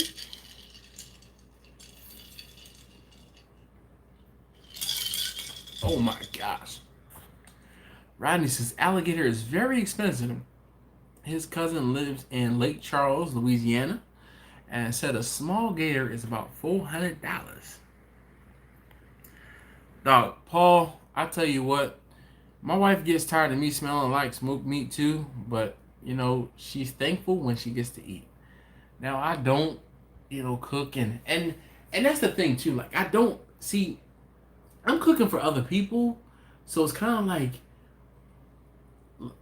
this past weekend, or last weekend, I had a small cook, and it was this past weekend, and I had I had a brisket, and I cooked the brisket, and it was kind of like a last minute confirmation, so I wasn't sure if I was going to do the brisket or not, and then the lady confirms, so I was like, I guess I'm doing the brisket, so I did the brisket, and it was a small-ish brisket, like it was smaller than I wanted it to be. So usually if I have a brisket that's bigger than I need it to be, I'll cut a piece off, and then I'm like, all right, hey, my wife and I and the kids will have a little bit of brisket and taste it to make sure it's fine. But if the brisket is on the smaller side, nobody gets anything. That first little point or first little cut from the point, that's usually like, I won't say the most dried out piece, but I'll eat that piece as I'm slicing, just as a test. And I had that piece, and that was it. No one else had any of that brisket. But yeah. Be ready to sign off early. It was a long day to shop. Sorry to see you guys. Yes. Hey, Jack, thank you very much, as always, for hanging out. Betty, thank you for setting the record straight. Now that I know Jack's cooking isn't as bad as he makes it out to be, yeah. Nope. Don't like gravy. Nah. I don't love the sauce, man. It's just some things are not better. But barbecue sauce does help. And I think it's just one of those things where I grew up with and using, or people, like, to me, growing up, barbecue chicken was chicken baked in the oven with barbecue sauce on it. That was barbecue chicken. It wasn't grilled on the grill. It was barbecue chicken, was baked in the oven with barbecue sauce on it. That was my barbecue chicken. So you can't fault me for, defaulting back to my childhood by using barbecue sauce, man. That's gonna just be one of those things that we're gonna have to argue about, and we're gonna drink and argue about it, and that's just what it's gonna be. I don't like gravy.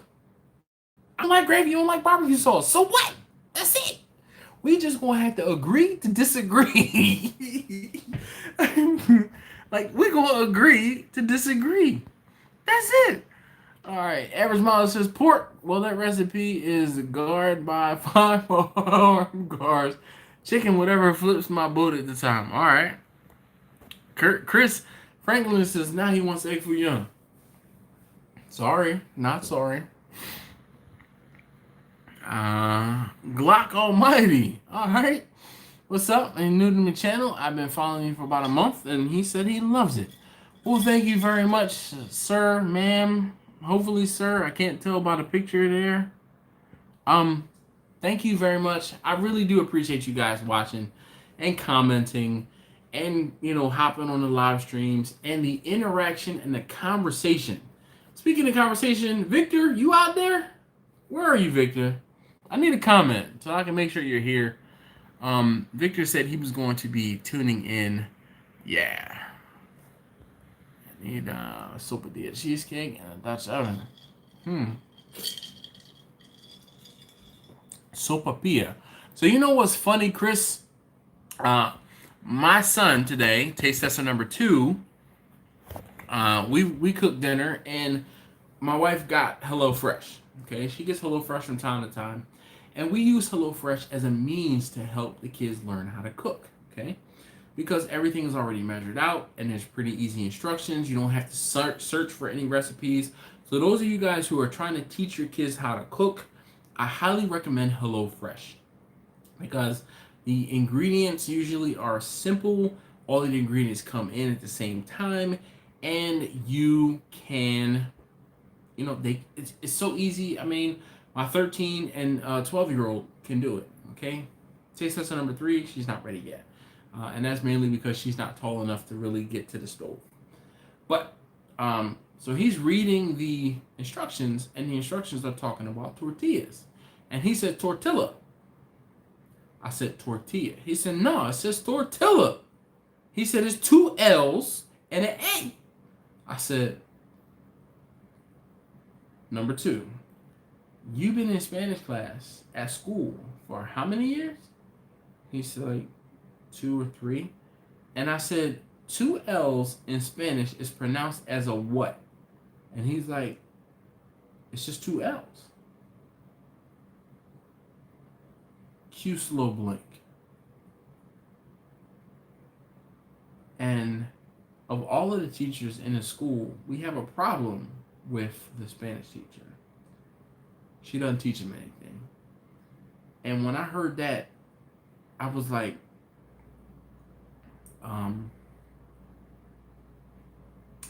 yeah, we need to go talk to administration at the school, because there's no reason you need not know that 2 L's in Spanish, for those of you guys who are on the live stream, 2 L's in Spanish is pronounced as a what?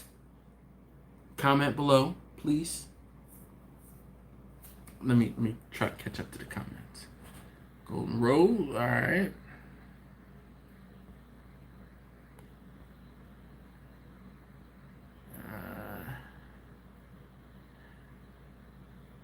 I don't put ketchup on steak, dog. You know what? Oh, I don't put no ketchup on steak. You know what? I use more. I don't even use A1 on steak. I use A1 more on burgers than I do on steak. Typically, I'm the guy that's adding a little bit of salt on steak to help bring out the actual natural flavors of the steak. But those of you guys, oh gosh, myself cooks multiple protein, taking to the party or even at home. When I'm done, I don't. Barbecue with Big Daddy. I can completely agree. I have never, Rodney. I've never tried Big Red's barbecue sauce. I am more of a traditionalist. I kind of stick to, but see, I stick to the stuff that I grew up on. Let's put it that way. It's like hanging out. That's for sure. Hey, cover stuff. Thank you very much, Jimmy, for hanging out. Don't jot. It's Tor, uh, Jimmy says, all right. So two L's is pronounced as a Y. Tortilla. Okay. Like, yeah, like ye. All right. So Steve says ye. Let's see from that. So yes. Um, but yes. So my problem is, and he said, well, yeah, we've gone over the alphabet. Well, if you've gone over the alphabet, then you need to know that two L's in Spanish is pronounced like a Y. And I'm like, tortilla. He's like, okay, so you need to steam the tortilla. Didn't we just go over it? That is pronounced tortilla. Tortilla. All right. And I'm like, yo.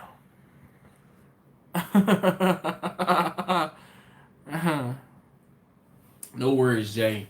But I mean, like, my Spanish is nowhere near perfect. My Spanish is decent at best to get me in trouble, because when people hear me speak in Spanish, they're like, you don't have an accent. You must really know Spanish. And they talk to me like I'm a native fluent Spanish speaker. I speak Spanish in other languages at times. Yes, J is a H as in Jota, all right? And then there's an N and then an Ny, and there's and well, this is what all right? So, but I get into, because I have a good ear for different languages, and I've been told I have a decent pronunciation, and I don't speak Spanish with an accent. So people, because they don't hear an accent, like an American accent, you know how someone who's is a native English speaker, you can hear someone speaking English and they'll have an accent, and you can say, oh, you have a Spanish accent, or you have a German accent, or it's a Russian accent, or a European accent, okay? And I don't have an accent apparently when I speak Spanish. So people think I'm a native Spanish speaker, and oh boy, it gets me in trouble. Yes, it does. HelloFresh is one of those meal in a box type deals, dude. So HelloFresh.com, and maybe I need to send you a link because maybe my wife can get some credit for referring people. So it's a box monthly, not monthly, but that HelloFresh is weekly subscription. You get 3 meals or 4 meals, and the only problem is, Alton, it would not be enough food for you or your family because you have a bigger family than I do. It is not enough food for our family of 5. And that's the reason why we kind of like do it from here time to time, and we don't do it from time to time. My wife did it again. She set up HelloFresh to try it out. She saw a coupon and offer and was like, hey, try HelloFresh. You get 50% off for X number of meals. She was like, okay, done. I'll try it. It's like 50% off. And then when it went to regular price, she did it for like 1 week or 2 weeks. And she was like, sorry, y'all, I can't afford that. So she stopped, right? And then every now and again, so like 3 to 6 months, she'll get an email and it's like, hey, come on back. We'll give you another 50% off. Or we'll give you, whatever percent off or whatever discount. And that's when she orders one, whenever she sees that they are on sale. But when they are on sale, again, we use that opportunity to let the kids cook. And now, mind you, I'm in the kitchen, I'm supervising, because I'm home earlier. I'm the one that gets to cook dinner. Because I'm the one that cooks dinner, I help either taste test number 1 or taste test number 2, get dinner done. And that is what it is, but it's very helpful because the instructions are very clear. And as opposed to him reading it to himself, all right, hey, look, read it out loud. And you have a little card and it tells you, do this, then do this, then do this, then do this. Now, as a cook, someone who's been cooking for years, all right, if I'm going to have tacos, like tonight we had tacos. It was a HelloFresh meal, it was tacos. I'm having tacos, we need to brown some meat. First thing you do, let's get the meat started. Then we're going to do everything else the meat is cooking. While the meat is cooking, we have our vegetables and other stuff going. Well, the thing is, they told you to cut up the vegetables first because you pickled those vegetables. So you want the pickling to start while you finish everything else and get the cooking, and then you can put the pickled vegetables onto the taco. So smart, yeah, but the cooking me would have done it differently, and then my pickled vegetables would have sucked. So it's very, very informative. Steve says he learned all his Spanish from Dora the Explorer. Ever since my grandpa died, I really don't speak Spanish. Jay says, all right. When is a premixed?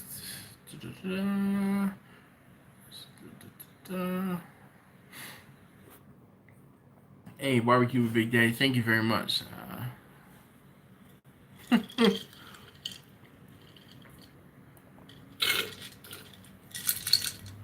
Chris, I do not inject anything at all.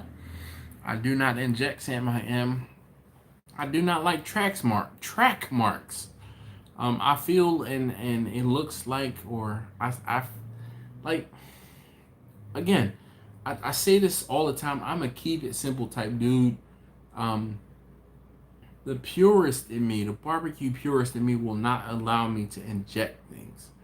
I just don't inject turkeys. I don't inject briskets. I don't inject pork shoulders. I don't inject wings. I don't inject salmon. I don't inject chickens.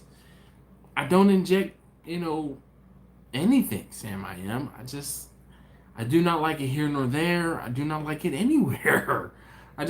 I'm a purist. I want the cooking, and I want the food to stand on its own. I want the seasoning I use, and I want the cooking process to make it right. And I don't do injections. I think that's cheating. Sorry for your abuelo. Still this one. Sorry. He made science as approachable as Bob Ross made painting. All right.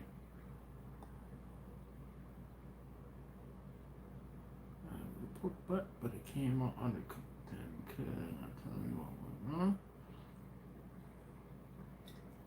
wrong. What? All right. So here's the thing. Andrew says he did a pork butt, but it came out undercooked. Could I tell you what went wrong? You didn't cook it long enough. If it was undercooked, then it wasn't cooked long enough. So I have a joke. Okay, I am not impressed by people who cook pork shoulder, and the reason I'm not impressed by people who cook pork shoulder or who brag, who brag about cooking pork shoulder. One, because I can't eat it. I don't eat it. I don't eat pork. Okay. Medical restriction, don't eat pork before you ask.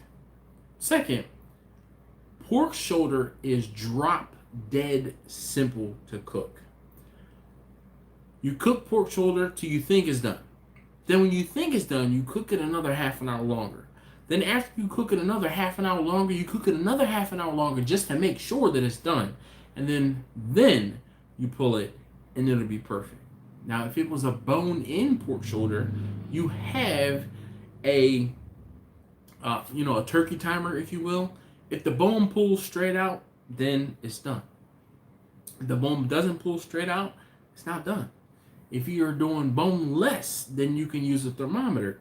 Usually between 198 and 203 degrees, plus or minus, in the center, in the thickest part of that pork shoulder. And the temperature will get you close, but you putting that probe into the pork shoulder is going to determine the feel. If it feels like a hot knife going through butter, that's when it's done. I don't cook the thyme. I don't cook the thyme. So I don't cook the thyme. Select prime or choice. I choose choice all the time. I stand by my bride. No than salinity.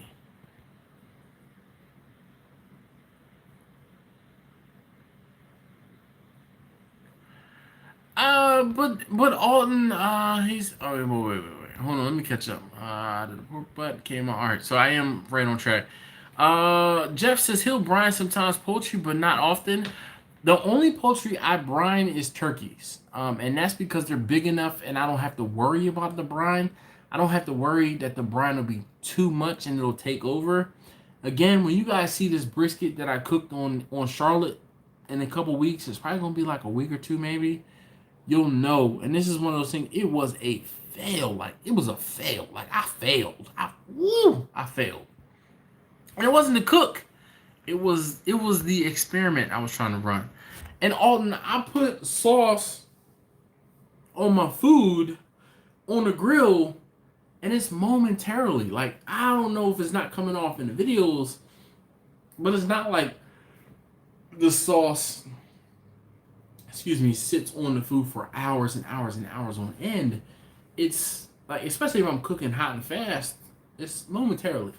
And because we all know the sugar in the sauce is gonna burn, blah blah blah blah blah. Chris, I choose choice. All right, I choose choice. All right. So Andrew says it was tough. If it was tough, then it was undercooked. Pork shoulder will fall apart, like literally fall apart under its own weight if cooked properly. And cooking properly means you just gotta cook the mess out of it. Victor, I called you out a little while ago. He says he's late to the party, had to get groceries, so that's just my big news. I'm taking Mr. Harry Sue and his wonderful lady Donna salmon fishing the last weekend of the month. Dog, that's impressive. That is impressive, okay? I wish that I was able to come out and go fishing with you and Harry Sue on the last weekend. But you know what? Harry Sue is not as big of a celebrity because Alton has met and has cooked with Harry Sue. So now you will be, my second first degree of separation from Harry Sue. Yeah. I'm really hoping that you not screw up and enjoy themselves. Oh, Jeff, thank you so very much. Yo, Jay, I need a rub sponsor too. It was an epic fail, Paul. It was definitely epic. It's all, dude. Alton, again, I can dish it as well as I can take it. And you lucky that YouTube restricts the curse words I can say or wow. Wow. All right.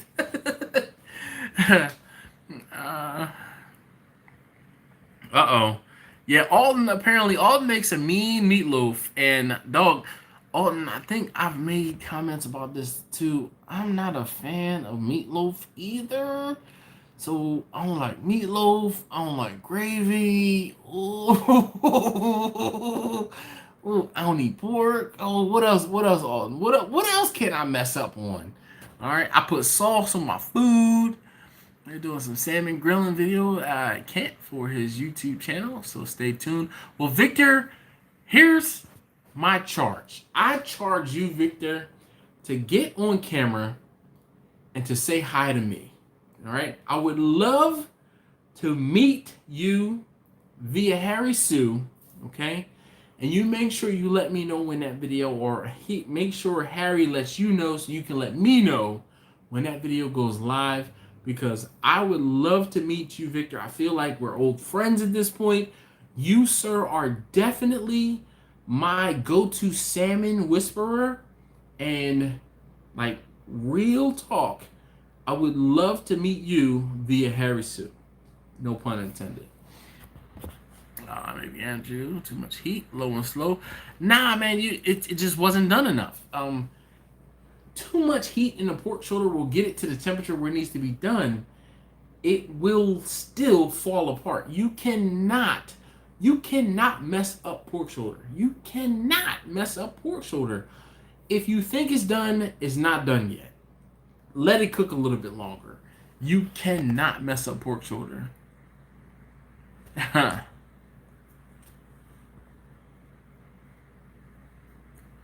Alton, I do like mayo, but that's a generational thing. I swear. It's a generational thing because My manager, yo, he hates mayonnaise. He hates mayonnaise with a passion. Hates mayonnaise. Snake River Farm, Wagyu brisket. Chris, one, I can't afford Snake River Farms. Two, I can't afford Wagyu brisket. Three, you know what's crazy? I actually know the guy that used to be the distributor for Snake River Farms and Aaron Franklin. And I couldn't even get a brisket from him or anything like that. That same guy, I cooked his turkeys for him. I cooked 2 turkeys for him one year for his Thanksgiving. So, yeah. If you can swing it, if you can see, there is beef mulara. The stuff is awesome. Brine salmon. Oh, Paul says he brine salmon before he smokes it. All right. Paul, we might have to link up. You might have to tell me about that. So Victor actually told me about brining salmon. I just haven't. Again, my wife likes her salmon a specific way.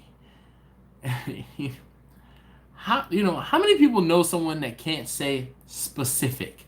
They say Pacific. They do something a Pacific way. How many people know someone that does that? All right. But my wife likes her salmon a specific way. And if I'm going to be smoking or cooking a piece of salmon that is X number of dollars, and if I season it, again, I'm not rich, guys. If I season it a different way and she doesn't like it, and that's a waste of a lot of money. Made meatloaf after watching a video on it. Yeah, everyone loved it. It was awesome. All right. I love Dukes out of this. Yo, Hellman's is where it's at. Hellman's versus Dukes is like Coke versus Pepsi. I'm a Coke guy. All right. I'm a Coke guy. And Dukes is like Pepsi. Okay. Dukes mayonnaise is sweeter than Hellman's. Fight me. Hellman's is where it's at. Oh my gosh, Chuck. Perfect timing, Chuck. Chuck says, if you've messed up a pork shoulder, you've really screwed up. I've said it before and I stand by it. You cannot mess up pork shoulder. If you messed up pork shoulder, you did not cook it long enough. That's it. That's the only way you can mess up pork shoulder.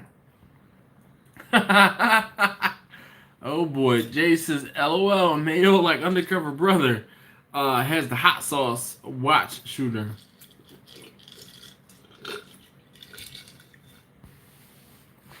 Hopefully rain will not screw us up or shoot the video in the morning. So you might see me in a video. Well, Victor, I am looking forward to it. Definitely I am looking forward to it. I do eat sauerkraut. What of it? I'll wait. Okay, I will wait.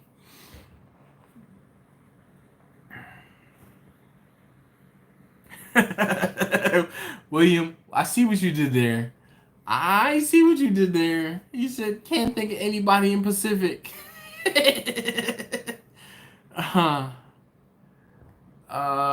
William says, cedar plank salmon. Yes. Yo, cedar plank salmon is great. How many of you guys have seen the cedar plank lamb video I did? I did a video where I used a cedar plank and cooked. William, yo, we can box. Yo, I will take my earrings out and we can box, all right? Cause nah, no way. Hellman's mayonnaise is better than Duke's mayonnaise by far. Yes. Chuck, you grew up in the Midwest, and I'm telling you, it's generational. There is the generation before mine does not like mayonnaise. The generation before mine loves Miracle Whip. I don't get it. Like, Miracle Whip is salad dressing, and I just don't get it. I don't get it. Now, one of the things I learned when I was in the UK, they have a white sauce. It's called dressing. Yo, it's Miracle Whip. It really is Miracle Whip. I specifically know that I don't like sauerkraut. Why don't you like sauerkraut, man? Is it the fermentation of the cabbage? Like, what's wrong with sauerkraut?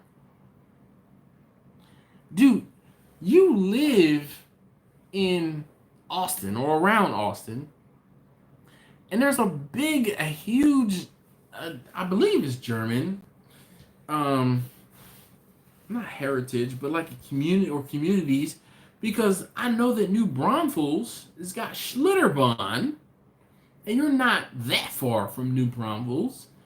And I mean, like, what's wrong with sauerkraut? Like, what beef do you have with sauerkraut, Alton? You know, the truth shall set you free. What's going on?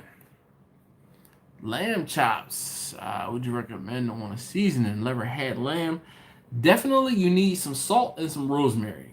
Other than that, you can. Now, some people will put mint on lamb. I am not the biggest fan of mint on lamb, and that's just because I prefer rosemary. But you definitely need some seasoning with rosemary.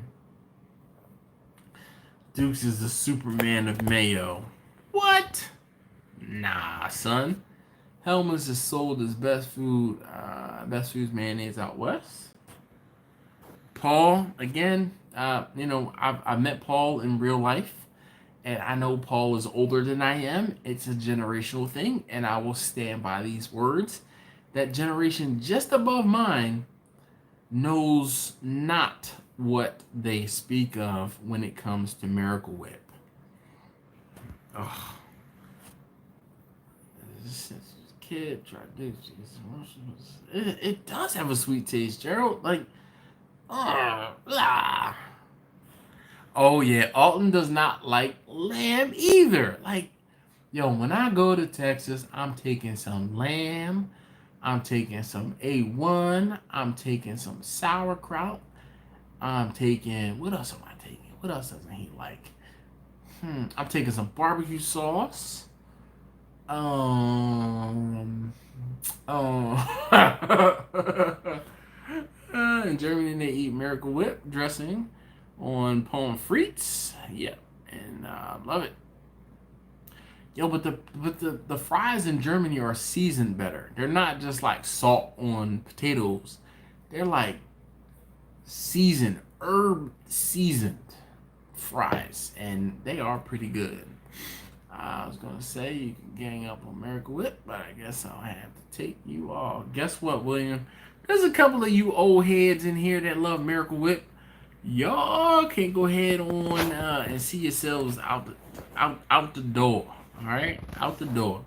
Helmets has a nice bite. You know you eat mayonnaise. Exactly, Gerald. Thank you, sir, for putting this into words so eloquently. I bet you eat rice with sugar and mayo. Nah, I don't eat rice with sugar and mayo. Yo, salt and pepper, butter, salt, pepper, in that order on rice. In that order. When I was younger, the lady that watched me, almost like daycare, but it wasn't daycare because it was just me and her at her house. She was Brazilian, okay? And I ate rice every day. I love rice. I can eat some rice.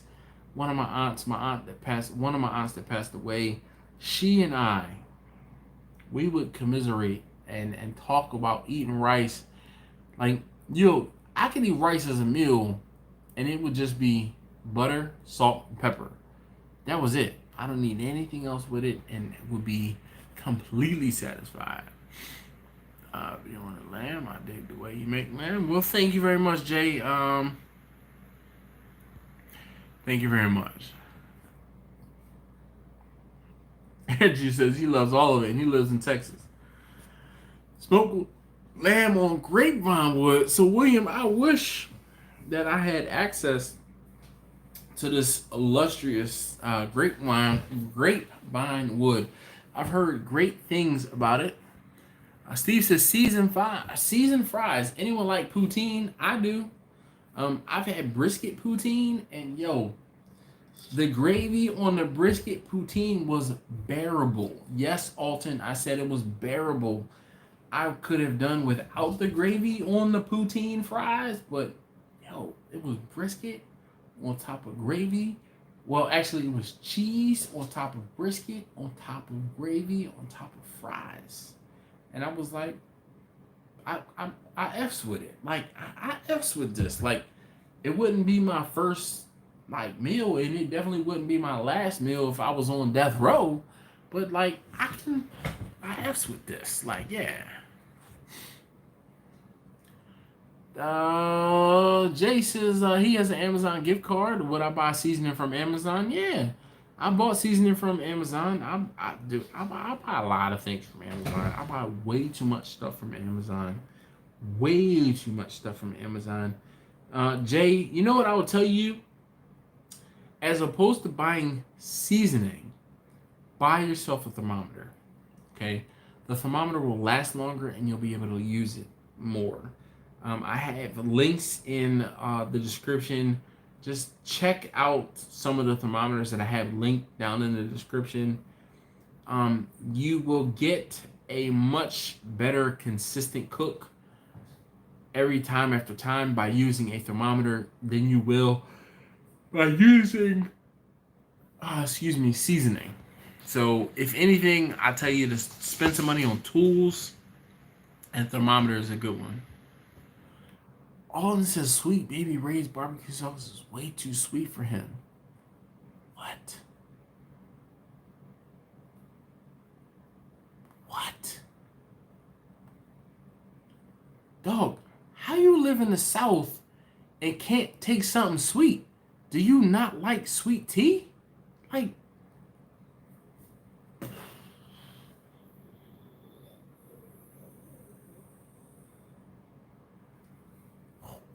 what? My whole existence, like, what? What?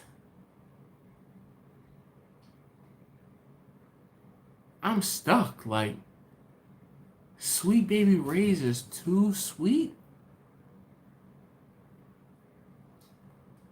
Were you not given sugar as a kid or something? How is Sweet Baby Ray's barbecue sauce too sweet? Chris says you gotta like ranch if you live in Texas. South, crucified if I go against Duke's gospel. William, dog, Duke's is garbage, man. I don't like it.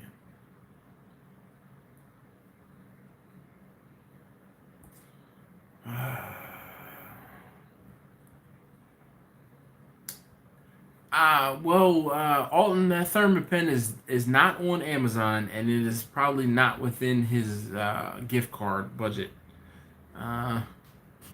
eBay. All right, so Chuck from Winking Pig says eBay is usually cheaper than Amazon. Yes, eBay can be cheaper than Amazon, but the guarantees that you get from eBay are not there that you can get from Amazon.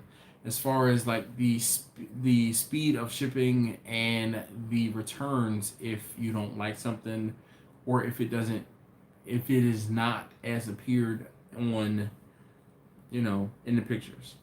So that's do I get things off of eBay? Yes. Do I prefer Amazon? Yes. For the returns and other things like that.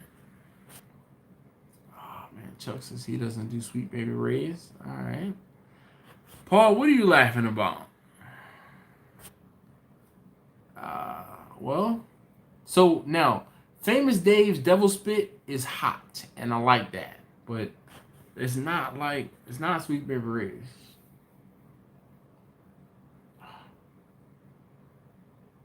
Oh man, dog, what the heck? How, as a diabetic, do you not like sugar? How?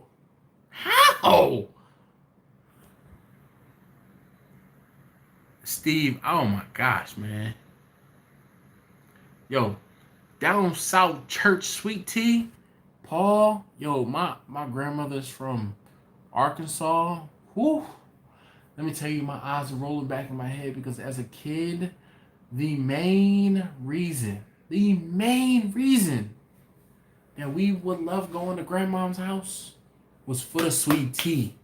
Yo, me and my brother could drink a whole half gallon of sweet tea in a matter of like an hour. that sweet tea was it was addictive. It was so addictive. That sweet tea. Oh my gosh, man. I need to hit up my grandmother and find out what was in the sweet tea because I still don't know to this day. And I remember asking her when I was younger, and she blew me off. Like completely blew me off. Like I'm not telling you what's in the sweet tea. I'm not telling you how much sugar I put in the sweet tea. I'm not telling you what's in the sweet tea. Don't worry about what's in the sweet tea. You come to grandma's house, you get sweet tea. That was it. Yo, but I'm telling you, that sweet tea. Ah, man. Andrew says he likes Kraft's barbecue sauce. I'm not knocking you, but Kraft, okay. Okay. For testing you like this. Yeah, well, Alton, it is definitely more for us.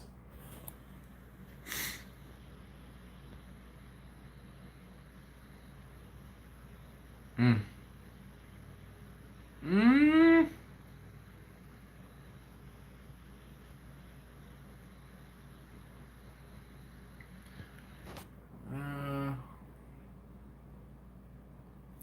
Jay said he got some technical Alamo dust, something like that coming. It's a pound bag for $9. Chris, I like Sweet Baby Ray's, man. I grew up eating and using Sweet Baby Ray's. I like Sweet Baby Ray's. I use a lot of Sweet Baby Ray's for my family. Other like when I'm doing cooks and things like that, I have a sauce that I found that I doctor up.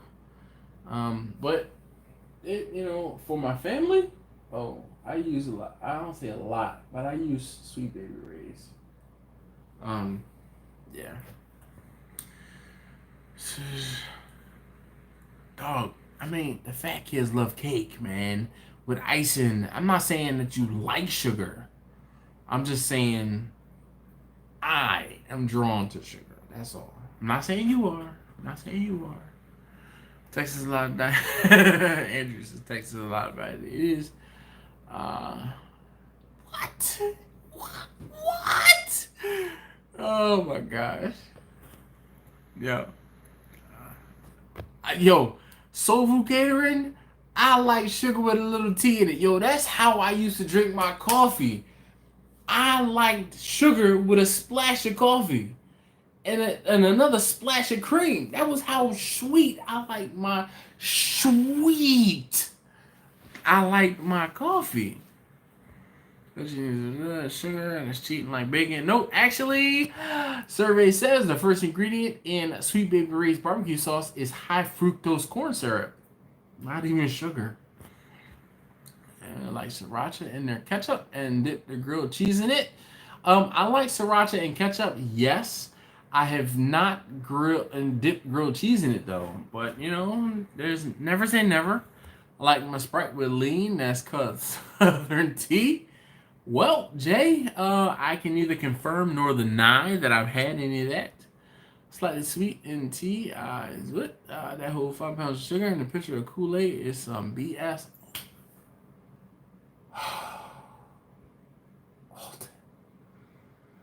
Alton.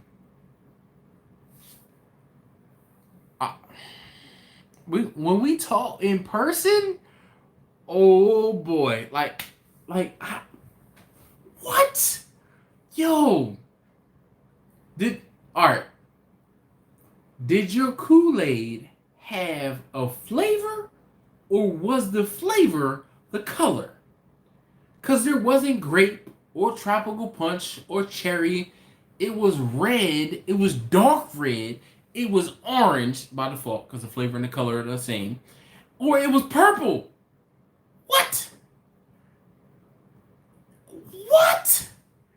Like. What? Oh. Oh my God. My kids is mustard based sauce. Well, you know what, Alton? Okay. I'll give you that. Alden says he likes the mustard based sauce, so that's why you had a video, the Carolina sweet hickory barbecue sauce review.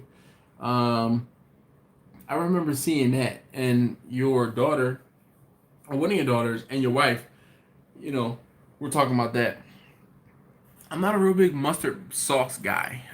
Sweet berries is the best barbecue sauce to grill with. I agree. Paul, if you can't get sweet berets, I'll fall back on Stubbs. All right, born, raised, and currently north of the Mason-Dixon. So unsweet tea for me. So Jim, you from Philly, right? Jimmy Q? Yeah, you from Philly? I think. Yay, nay. Do you follow me on Instagram? There's a Jimmy that I know from Instagram, and I am from Philadelphia, north of the Mason and Dixon line. Okay, and my grandmother, who was from Arkansas, put me on a sweet tea. And though I am from north of the Mason-Dixon line, I knew about grits from my paternal grandmother, and I knew about sweet tea from my maternal grandmother. So though raised in the north, fed from the south, let's put it that way.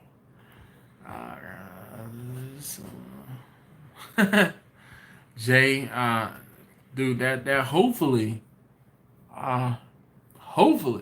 it's not sugar. I won't say it's a derivative, but Alton, it's not sugar. It's a sugar substitute. There's a difference. That's why people are fighting about the fact that something, or they're advertising about the fact that something has sugar in it as opposed to high fructose corn syrup. They're not the same. They're both sweet, but they're not the same. 6 is unfortunately different than half a dozen. They both add up to the same number, but in my opinion, Jay says unfortunately his grandpa died from diabetes. Too much conscious. I guess is that rum and tortillas.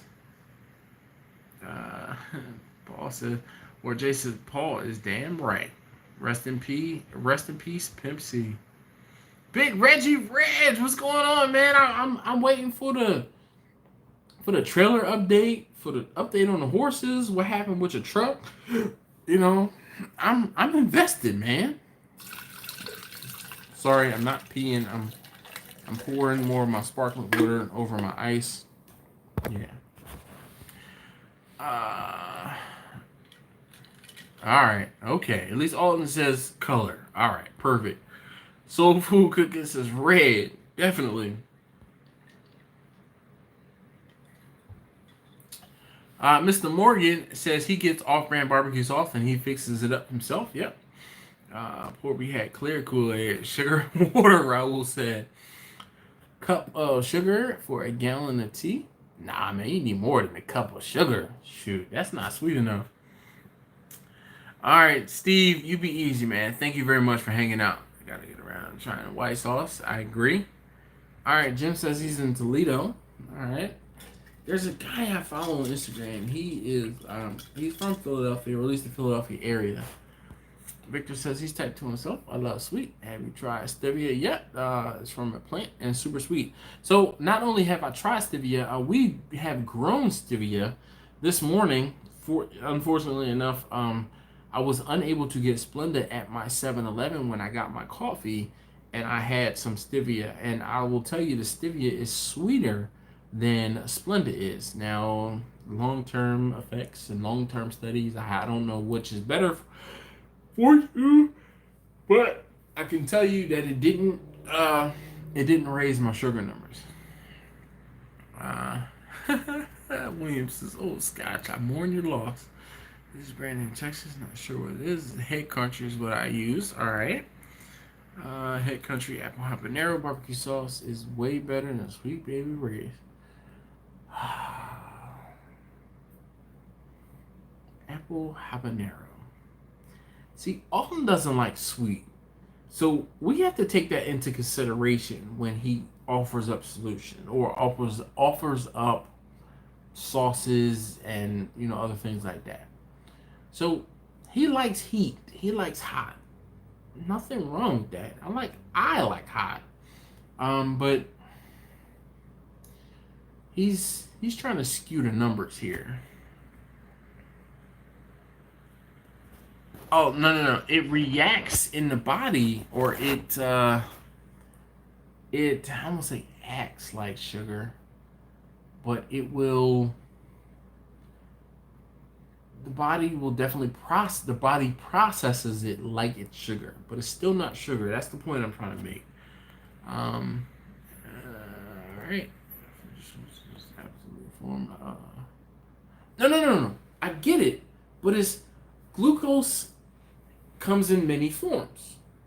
I'm married to a chemist. I lose chemistry battles all the time, and I'm aware that glucose is, it's like being in Baltimore. Heroin and fentanyl, they'll do the same thing. I think it's heroin and fentanyl, or if it's not cocaine and fentanyl. They'll peak the same receptors, but one is a substitute for the other.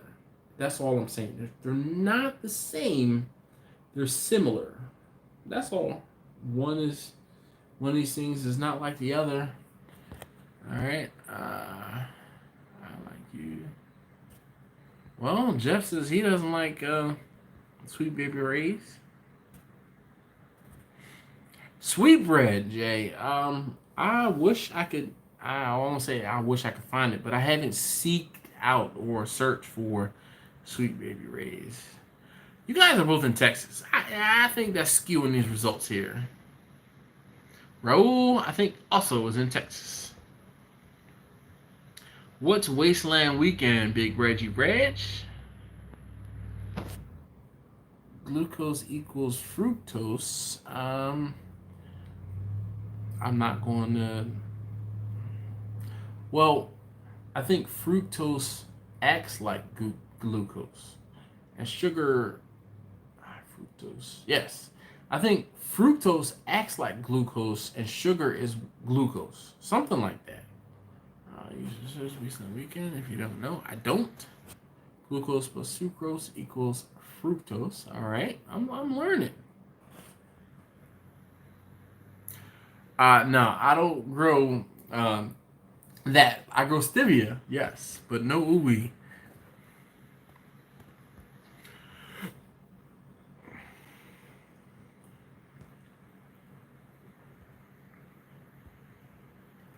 Big Reggie Red says he uses stevia in his Kool-Aid. All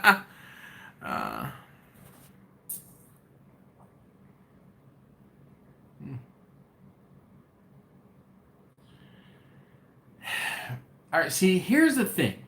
You think of it as a mask, and I think of it as not an enhancement. It's just an additional bit of seasoning.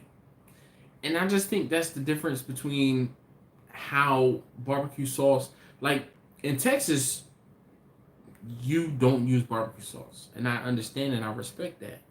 But again, I told you growing up, barbecue chicken to me and a lot of people, if I ask 10 people, what is barbecue chicken from above the Mason-Dixon line, they're going to say it's chicken baked in the oven with barbecue sauce on it. Or chicken baked in the oven in barbecue sauce. Like, that's what barbecue chicken is. Baked chicken in sauce. So, I mean, this is just like Vegemite. Alright? Have you ever had Vegemite? Anybody ever had Vegemite? Anybody? This is low carb keto, and this is down to 4.7. All those forms of sweeteners and carbs and off the menu. Well, Jim, that's what's up. My A1C is sitting at 7 right now, and that's only after about 3 months of corrective actions to get my sugar back in control, on track. All right, Raul. You're right. He says California wishes it was in Texas. Don't we all wish we were in Texas at times? Flavor receptors are responsible in part for mobilizing the digestive actions, so no cow sweeteners can disassociate the body's response. All right. William is the sweetener scientist, and I appreciate that. Don't say company either. Dip it in. I mean, it's just a difference in preparation. Um, layer of, Raul agrees with me. Barbecue sauce is another layer of flavor, and he says yummy. Everywhere here in the all parts, football stadiums is everywhere. Jeff says. In the crock pot. Well,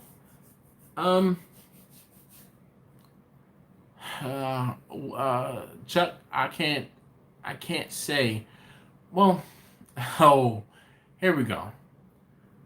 I tell people all the time that you cannot grill ribs. Okay, I'm like, you can't grill ribs, but you know how people grill ribs? They parboil them, so they boil them to the point where they get soft or they get done, and then they grill them to just finish them off, and that's how they grill ribs. But that's not grilled ribs. You're boiling the flavor out of the ribs, and then you're gonna put them on the grill to finish them off.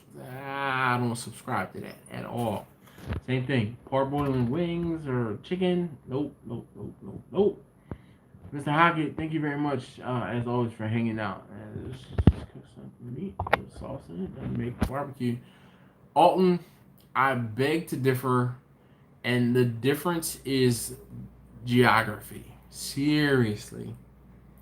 And I've had this discussion, and I've learned after visiting Texas and after learning about what barbecue is. Barbecue to me is slow and low cooking, okay? And barbecue to me is slow and low cooking over typically an open flame or some sort of charcoal or wood. Yeah. But barbecue sauce in its name is going to add barbecue to whatever it is you're cooking. It's like, you know, going to school and getting some alphabets behind your name. All right, that's going to add validity. Let's put it that way. And that is how it's treated. All right, again, that's how I grew up, man. Barbecue chicken to me was chicken in the oven, baked with some barbecue sauce on it, or was baked in barbecue sauce. All right, Jeff says he's hey Andrew, thank you for hanging out. Appreciate you stopping by and definitely adding to the conversation. So Jeff says he's from Iowa originally, and barbecue sauce and oven chicken, as well as crock pot ribs with barbecue sauce and rice. I mean, I think that's there. Texas is a wonderful place, but one problem. Victor says no salmon. Victor is definitely the salmon whisperer. If you have any questions or concerns about salmon, let Victor know, and he will be able to tell you how to resolve it. No, sir, I grew ribs in Santa Maria. No parboiling either. Yeah, but dog, those ribs you're cooking are, I mean, you're varying the heat, and you're not cooking them hot and fast. You slow down to cook. Williams is not a scientist, just a drunk. Cheers to that. All right.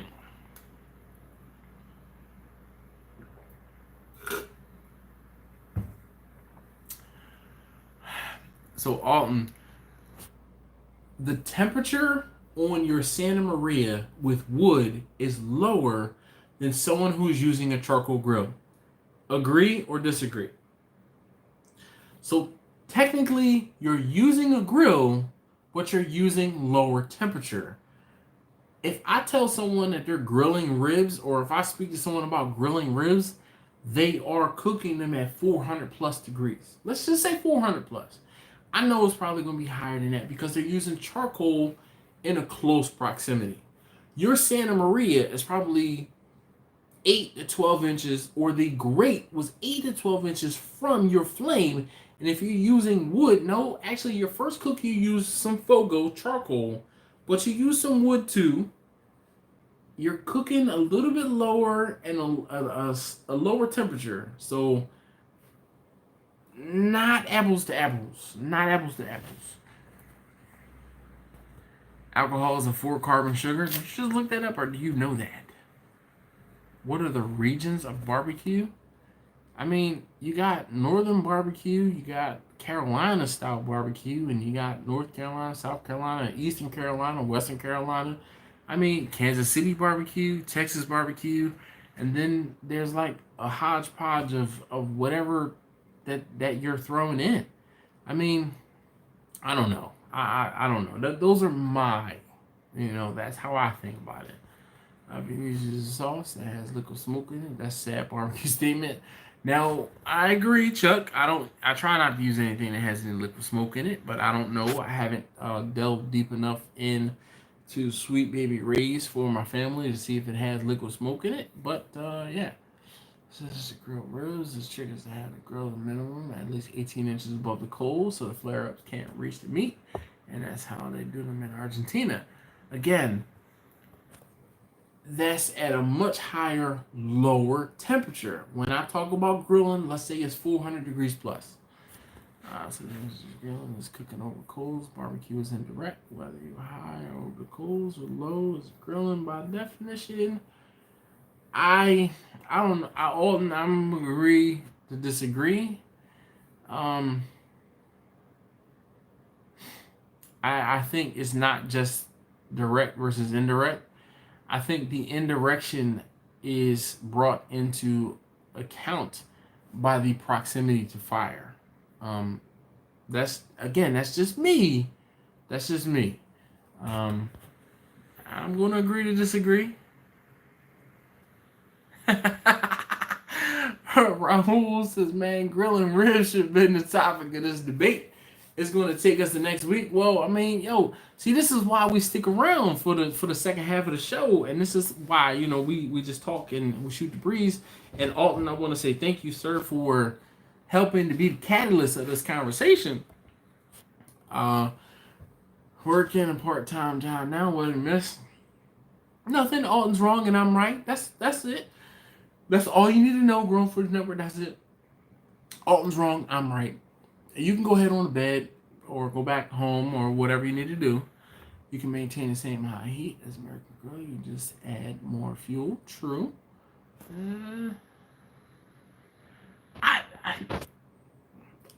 I'm gonna agree to disagree. Again, we could argue.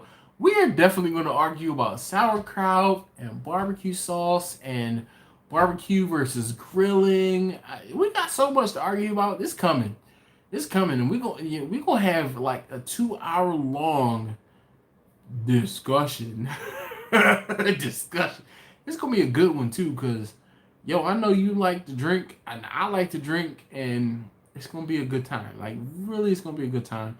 And you know what? I mean, that's why everybody has opinions. And my opinion is, to me, barbecue is low and slow as well as indirect. But the indirection to me is what helps it to become low and slow. Okay? And by that, I mean, like if you have, to me, those, the pit barrel cookers, and so is a pit barrel cooker grilling or small? Is it barbecue or is it grilling? Let me ask you that. Is it barbecue or is it grilling?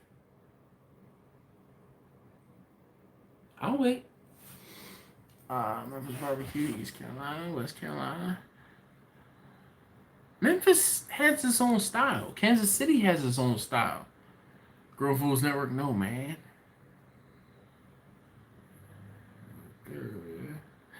Jay.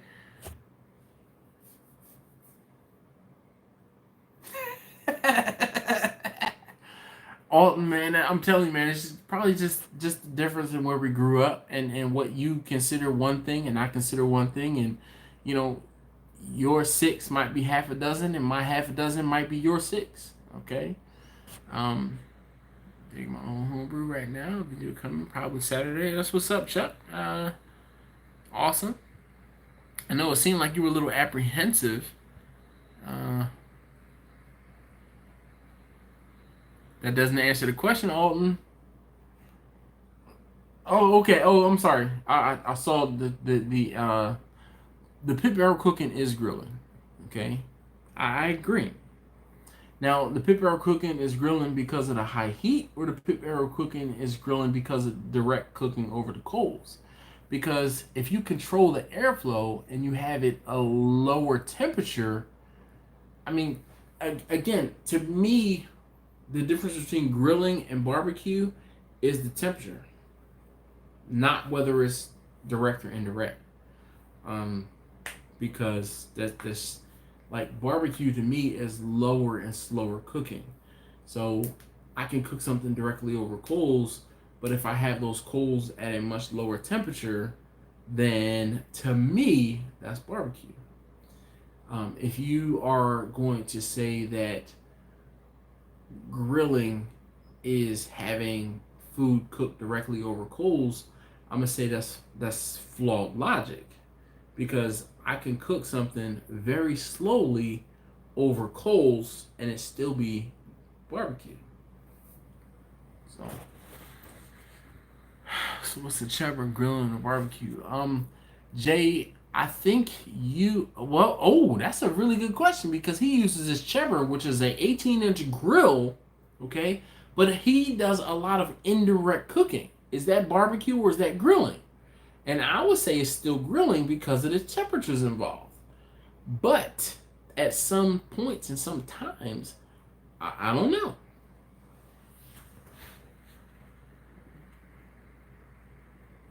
Mm, nope.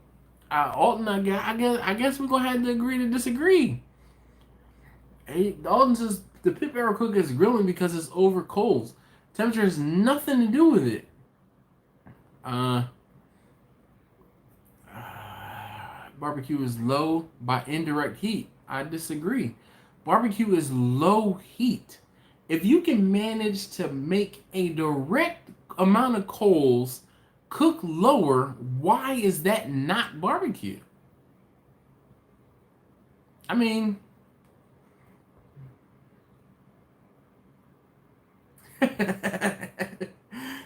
oh, that's funny. I'm not cooking. I'm not. Not trying to confuse it. If a nope, Chuck. Maybe you don't know, but the Weber Smoky Mountain has a water pan in it. That water pan is the indirection, which actually slows down the cook and lowers the temperatures, or helps to lower the temperatures.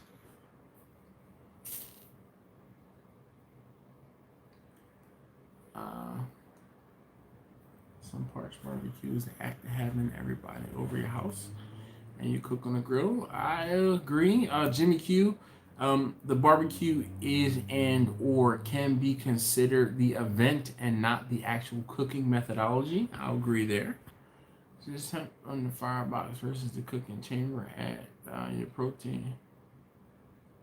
What is the temp in the firebox versus the cooking chamber at your protein? So, what I'm saying is, in the in the I mean, if I can keep the cooking chamber at 250 degrees to 275 degrees, like I think that anything under like three and a quarter, that's still barbecue. Because I know, like in Bernadette, that fire the other day, that fire was raging, raging, and the water that's in there and the indirection of the heat going up under the water and into the cook chamber, that's barbecue to me.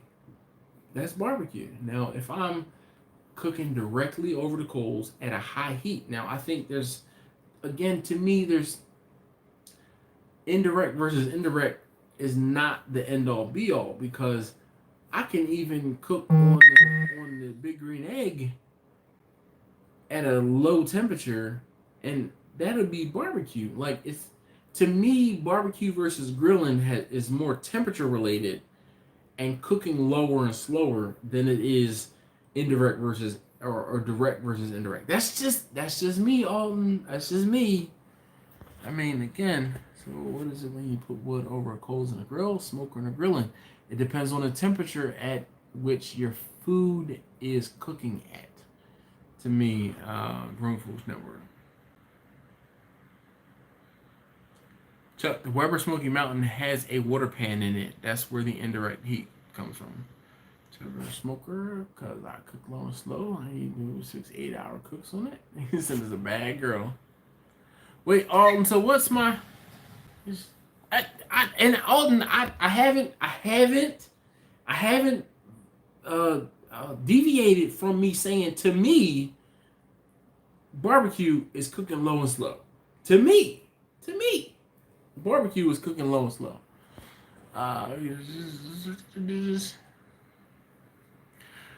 Raul, the slow and sear, I have between the slow and sear and the vortex, or I need to come up with a name for my vortex, because it's not actually a vortex. It's kind of like Jay and his Chever. It's not a Weber. It's a cheap Weber. I have a cheap vortex. I don't know. I don't know. Y'all figure it out. What is a cheap vortex going to be? Whatever coals.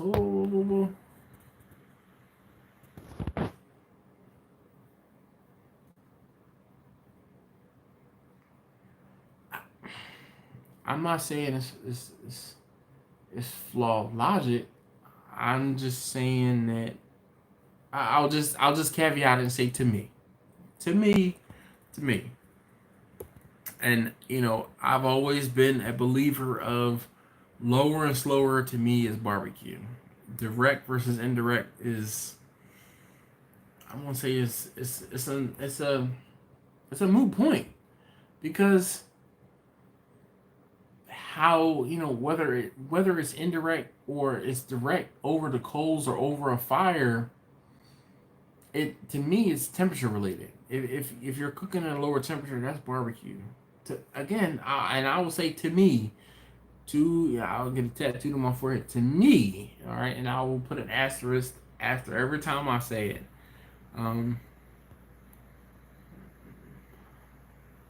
But yeah, water pan is not always used in Weber Smoky Mountain. Some folks use it for food. I'll leave the water pan so the dishes drip into the coals and send more complex favorite compounds back up to the meat. So Victor, I actually, in my water smoker, or in my smokers, I don't like cooking without the water pan, because, and this is one of the things that I said that I don't say I disliked, but that was off-putting. That burnt grease flavor that the food had when it came out of the out of the Big Green Egg.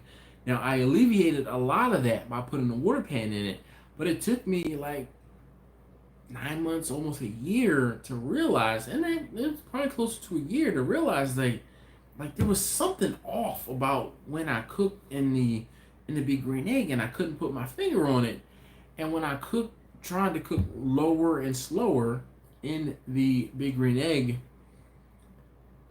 it was the fact that the grease was dripping onto the diverter plate, and the grease burnt, and it gave it like a different flavor than what I was used to in my other smokers that did not have that.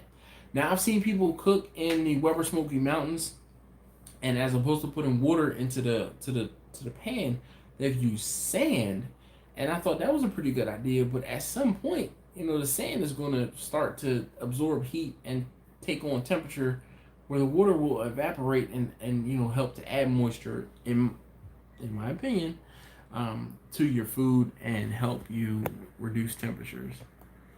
So Jay says barbecue is at 210 to 250. I'll say anything under 300, but that's just, again, my opinion. I have a tornado vortex to be off. A grilled chicken for me. Can't get the same results with someone here. I agree. Alton and I agree on something.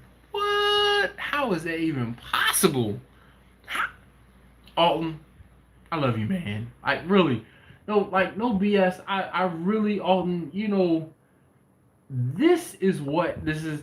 You know how family bickers and one uncle be mad at the other uncle and this uncle be arguing with that uncle. That's how I feel right now. Like, definitely, I'm going to tell you I agree to disagree, and especially about barbecue sauce because you're wrong. You're wrong about barbecue sauce, okay? But um, the slow and sear is, I won't say inferior, but the slow and sear cannot hold a leg up to the vortex. Now, one of the things, no, Alton, answer this for me, please. If you turn that vortex upside down, so the big end is on the top and the small end is on the bottom, does that help? Does that hurt? Like, I haven't done that yet. Can you tell me if you have done it and what your experience has been? Because I would greatly appreciate it. I would love to know. Uh, all right. So Jay or John says 225 to 275 is barbecue. 300 plus is grilling for him. Your vortex should be called the volcano. All right. Vortex, the cheap vortex. Swooping is Susan. As you mentioned. Yeah. Yep. I know. Again, I agree. So you can smoke meat at 300 degrees. That's why usually the upper echelon or the top end of what I say barbecue is 300 degrees. And then like there's a little gray area, and that's why I say grilling is over 400. My server, he said he's got a heat gun.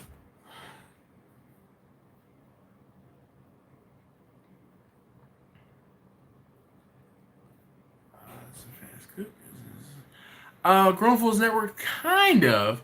So, Alton classifies barbecue versus grilling as indirect versus direct over the coals. I classify classify barbecue versus grilling as low and slow versus hot and fast. Okay? And I say hot and fast or grilling is to me cooking at over 400 degrees. The cooking grate or at the grate at 400 degrees or higher. Alton disagrees, and he says the difference between barbecue and grilling is direct versus indirect. So that was the discussion. We're not arguing. We're discussing. All right. This is debate. This is barbecue debate 101. Can we all agree on one thing? This channel is a bomb.com. Oh, Raul. Thank you, sir. I appreciate that. Victor says, smoke, barbecue, grill. There are many ways to achieve the many gray areas of outdoor cooking. Victor sounds like the voice of reason. All right. All right. So I don't smoke hamburgers just because I feel like it's meatloaf when I smoke hamburgers, and I'm not the biggest fan of meatloaf. But that's it. We're seeing grills with the movable grates up and down can produce a product that can be called barbecue. William, I agree to an extent. Like I said, to an extent. But then again, and this is what I'm talking about. It's the proximity from your coals to your cooking surface or your cooking area, and the temperature in which the food is cooking. So that's it. That's all I'm saying. Red, hot dog, slow, on the offset. Okay. There's smoking. You can go a little slow if you want. All right.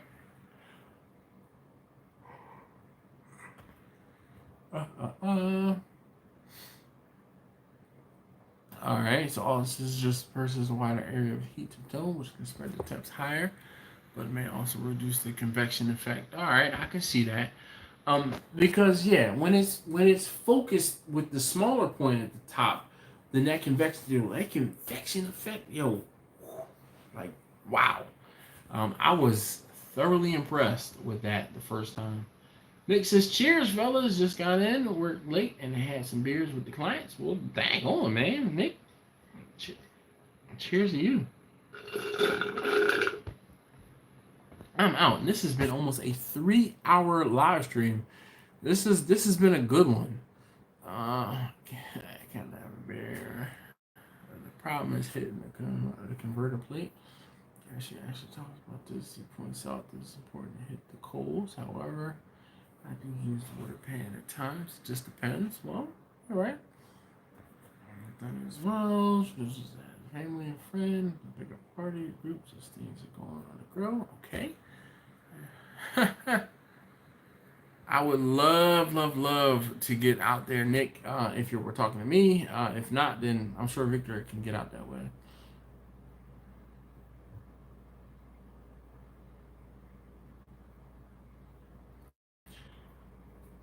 So, yes, they are grilling briskets. But I say grilling is over 400. If they're still cooking at at around 300, that's still barbecue. Again, my definition of grilling is the temperature. 400 plus to me is grilling. 400 plus. Are they cooking briskets at 400 degrees? I don't know. I said between 300 and 400 is a bit of a gray area. Um,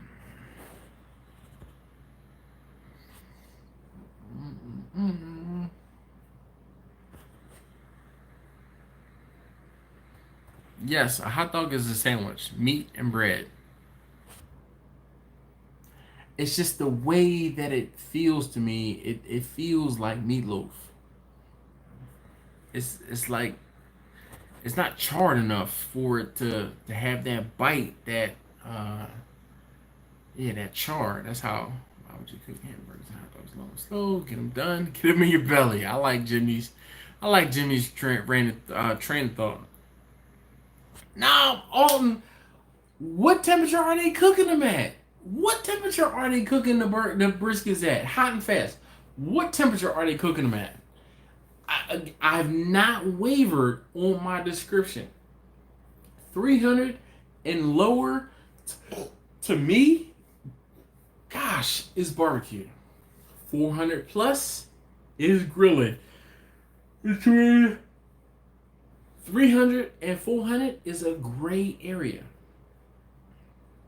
It is like the portion of the thermometer in which we do not speak of.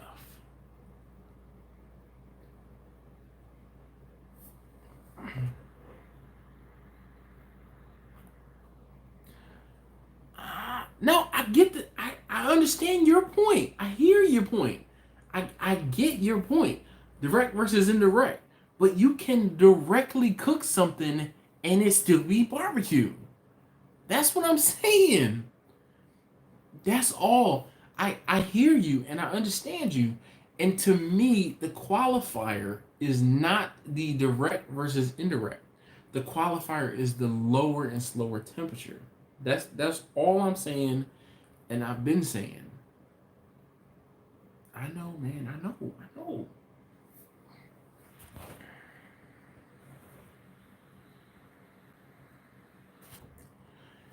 William, not according to Alton.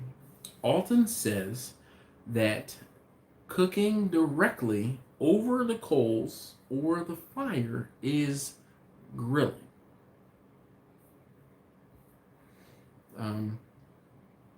And I'm going to disagree because if I can get that pit barrel cooker to cook or at the temperature at the grate or temperature where the food is to be at 250 degrees, then I think that's barbecue. I think that's barbecue because that's low and slow.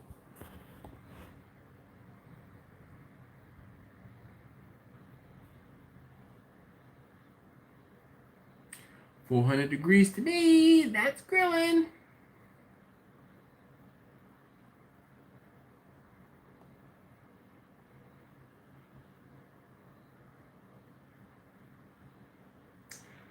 And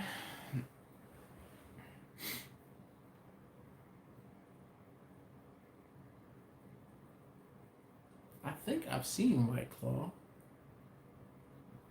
Alton says.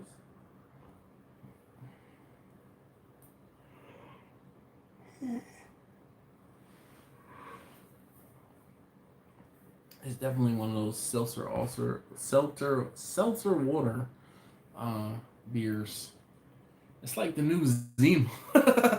That was I saw somebody put a meme up, and it was like one of those like Zima translucent thing, this seltzer beer, and it was like not so fast Zima. I remember. It is offset fire in your protein. Is that indirect cooking, which is barbecue? Yes, but I can get that indirect fire up to a higher temperature, and all right, all right, all right, all right. I'm going to say this, Alden. Indirect cooking is not the only measure of barbecue. How about that? I'm gonna push with you because I understand where you're coming from, okay? But I can in Bessie and Bernadette. In Bernadette, I can get that fire up to over 500 degrees in the cooking chamber. Tell me that's barbecue. Tell me that's barbecue. Just because it's indirect cooking, tell me that's barbecue.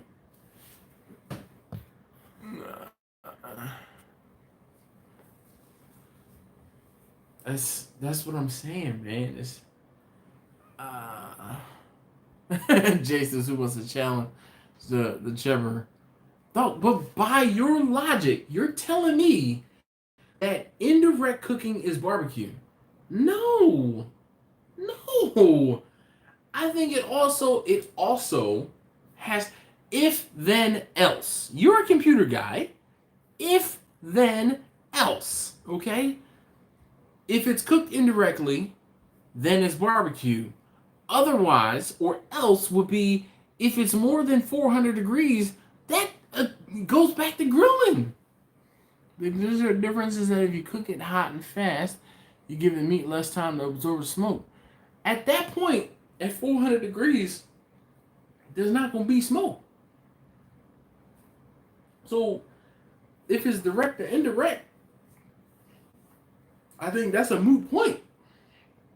That's what I'm saying. It's the to me, it's the temperature. It's the temperature. I don't know, man. I'm gonna push on this one.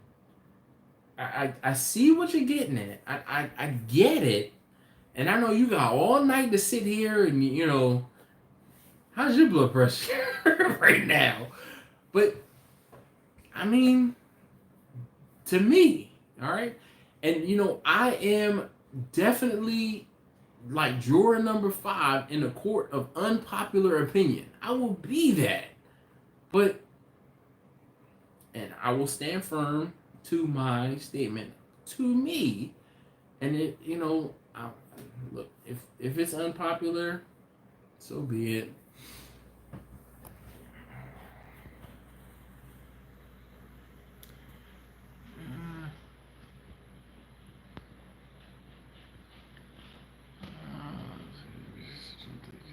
Grill 400 degrees. Cook burgers and hot dogs. You just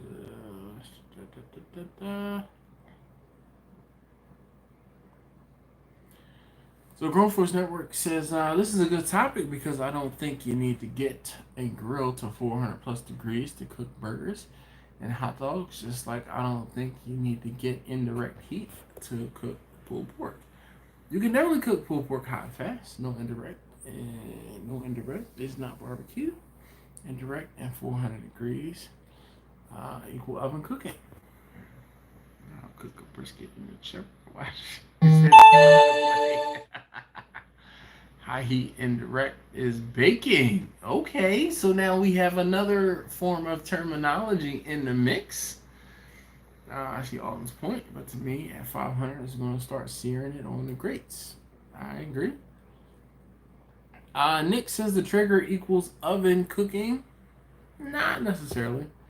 It was having smoke dash. If you are burning wood or whatever, clean fire produces a little smoke, but the aroma is there. I'll agree. But at 400 degrees,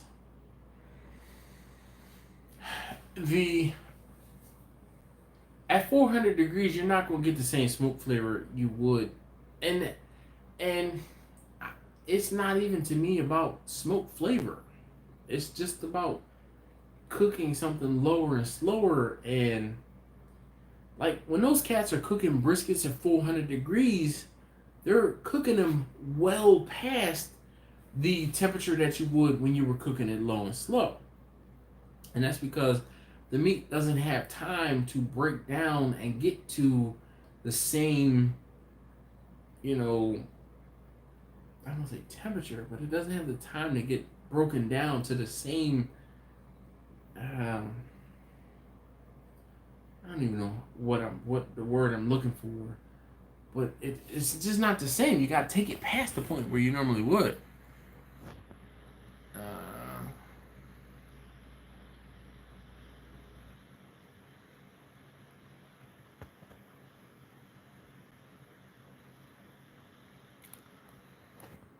You can't smoke ribs better than grilled ribs. Barbecue ribs, low and slow, are better than grilled ribs hot and fast. That was what I'm getting at.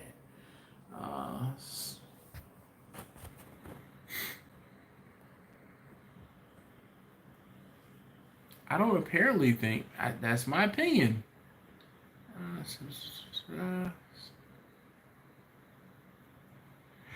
Victor again, and so Victor again is coming in as a voice of reason. So I agree with Victor, and I say that temperature to me is a higher determining factor than indirect or direct or indirect. To me, Alton, to make you feel better, to me, because I can cook something directly over wood, but if I'm cooking it so far away that the temperature at the grate. Now, one of the other things, cooking with wood is a lower temperature than cooking with charcoal. That's why I'm saying, again, to me, lower and slower, and at the grate, the temperature being less than 400 degrees, preferably less than 300 degrees, is barbecue. It's barbecue. Whether or not it's direct or indirect. That's just me. Pellet smoker will give you an aroma. That does not mean you will get the smoky flavor. And I apologize. I'm getting. I don't know, Alton. Are you in the chat right now? The Survivor chat. Let's see. How you grow ribs? It's a lot of work. Flipping. You have Santeria. So it's a lot easier for Mexico to make rib tacos. But smoked ribs or grilled ribs is better. It's better as an entirely different discussion. And that's a preference thing. Well, I'm sure you prefer your ribs with no sauce.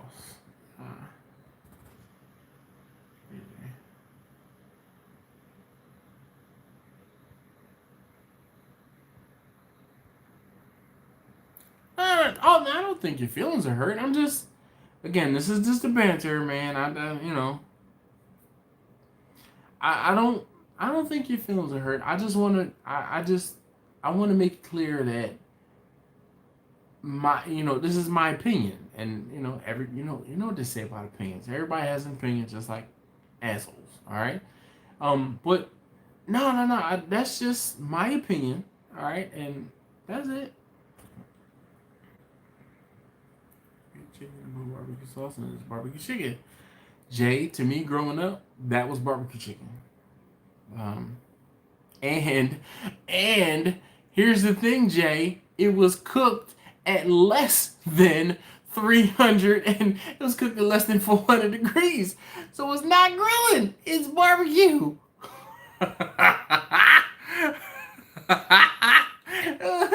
Grillverse Network says this is devil's food. Run. No, Alton, I'm just saying my caveat, and I'm not disagreeing with you. I agree that you have a valid point. I'm just saying we're gonna push on this one, man. That's it. The McRib is. I mean, look, if you choose to eat the McRib, that's more power to you. You know, Mexicans. Yep. I know, right?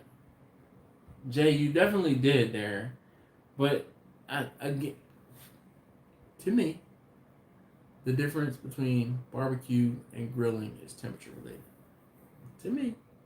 Now, direct versus indirect is another caveat. To me, the indirect will help you to cook at a lower temperature. But at the same time, Alton, I will get a pit barrel cooker, or I can get my drum to cook at a lower temperature without any, grill plate or anything like that in there. Oh, it's canned manwich.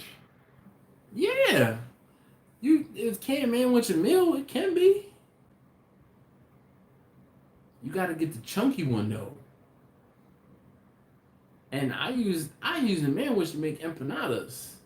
So yeah, it can be a meal. Definitely.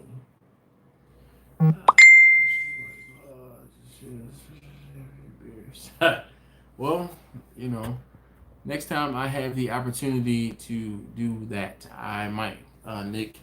I don't know when's the next time I'm gonna have the opportunity to do a White Claw or whatever, but we'll see. Um, all right, we've surpassed 3 hours here. Alton, yo, bring it in. There's no hard feelings, and this is just one of those. This is like a barbershop debate. You know what I mean? Like yeah, this is like a barbershop debate. Let's see. Around here, slapping sauce on it is considered barbecue. Sad, but it's true. It's a geographic thing. Again, I agree with Jimmy. Like really, that and like I said, I grew up with that. That was barbecue when I mean, that was considered barbecue when I grew up. 3 and 7.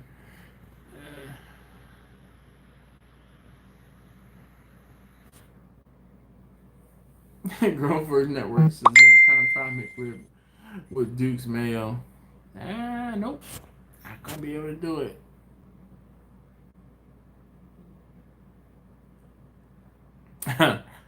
I haven't had White Claw, but I've seen White Claw.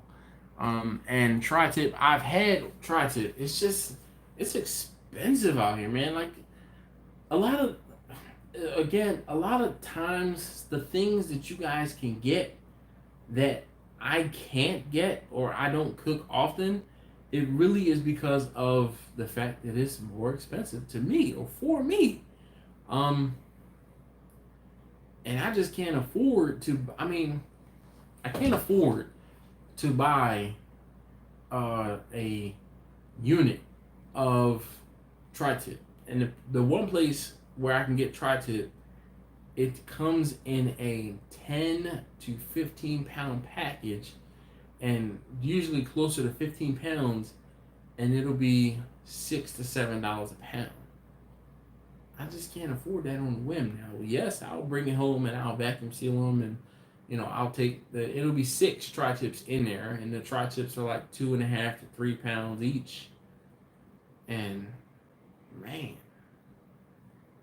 or bigger, they're probably 3 to 4 pounds each, or 3 to 5 pounds each. Now I'm thinking about it, I don't know. But the last time I got tri-tips, the smallest bag I found was 10 pounds, and I bought it because I was like, oh my gosh, this is so small. But it was like $50 or $60, and I was like, It was a little bit of a dance. Let's put it that way. Anyway, hey, like really, really great off-topic discussion tonight. I really want to say thank you to you guys.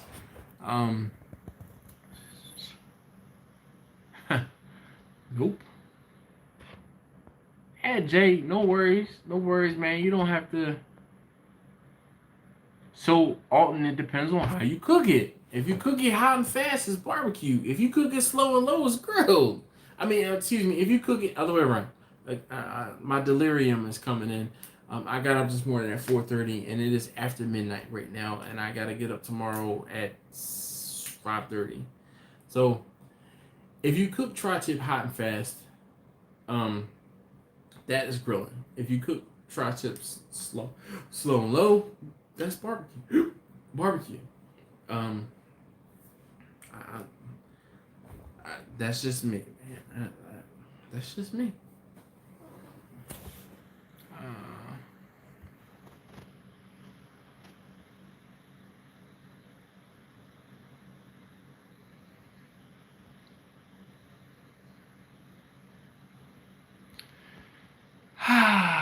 Alton, we gonna have a good old time when we get together. That's all I got to say. That's all I got to say. And yo, it's gonna be so much love and laughter, and the discussion is gonna be great. But you know, I want to say you have your opinion and I have mine. And just like Jimmy Q said, it's geography, man. Because yo, what I grew up and you can hate on me for being a Yankee and being born and raised north of the Mason and Dixon line all you want, but to me, one thing is one thing, and to me, another thing is the other. So can a White Claw drink? White gonna be good. Oh man.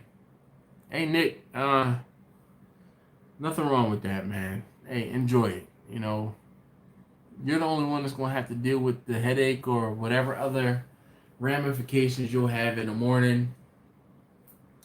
Just, it is what it is at this point, right? No sense in getting upset about it. Right. No sense. No sense in crying over spilled milk. I was supposed to put my my what's the name on the charger and I didn't. Got kids are asleep. No headache. I'm talking about in the morning, man, when you wake up. Well, actually, you know what? Stop what you're doing. Stop what you're drinking. Go get some water right now, and that will help. Help you alleviate, or excuse me, not have a headache in the morning. So anyway, all right. It is after midnight. Alton.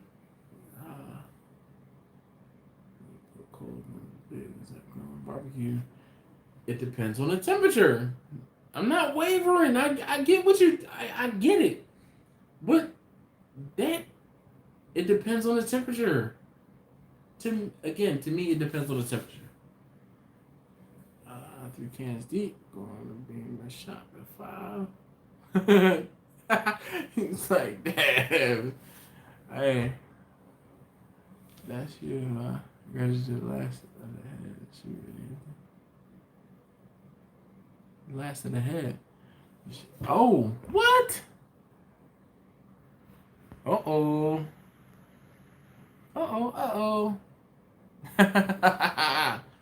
I've done, I think this is officially the longest live stream I've done. And, I mean, really, this has been one of the best off-the-cuff discussions we've ever had. And, I mean, I really want to take, a moment and thank each and every one of you who was here and who has witnessed this one. We will be talking about the 3-hour live stream for years, hopefully, to come. And I really want to say, Alton, I'm glad you had to work tonight and that you were able to, help spur the conversation. But to me, it's about temperature. I'm gonna have to get a tattoo to be like, boom. To me, it's about temperature. All right. Oh man, I'm not the best, man. This you guys. It really is.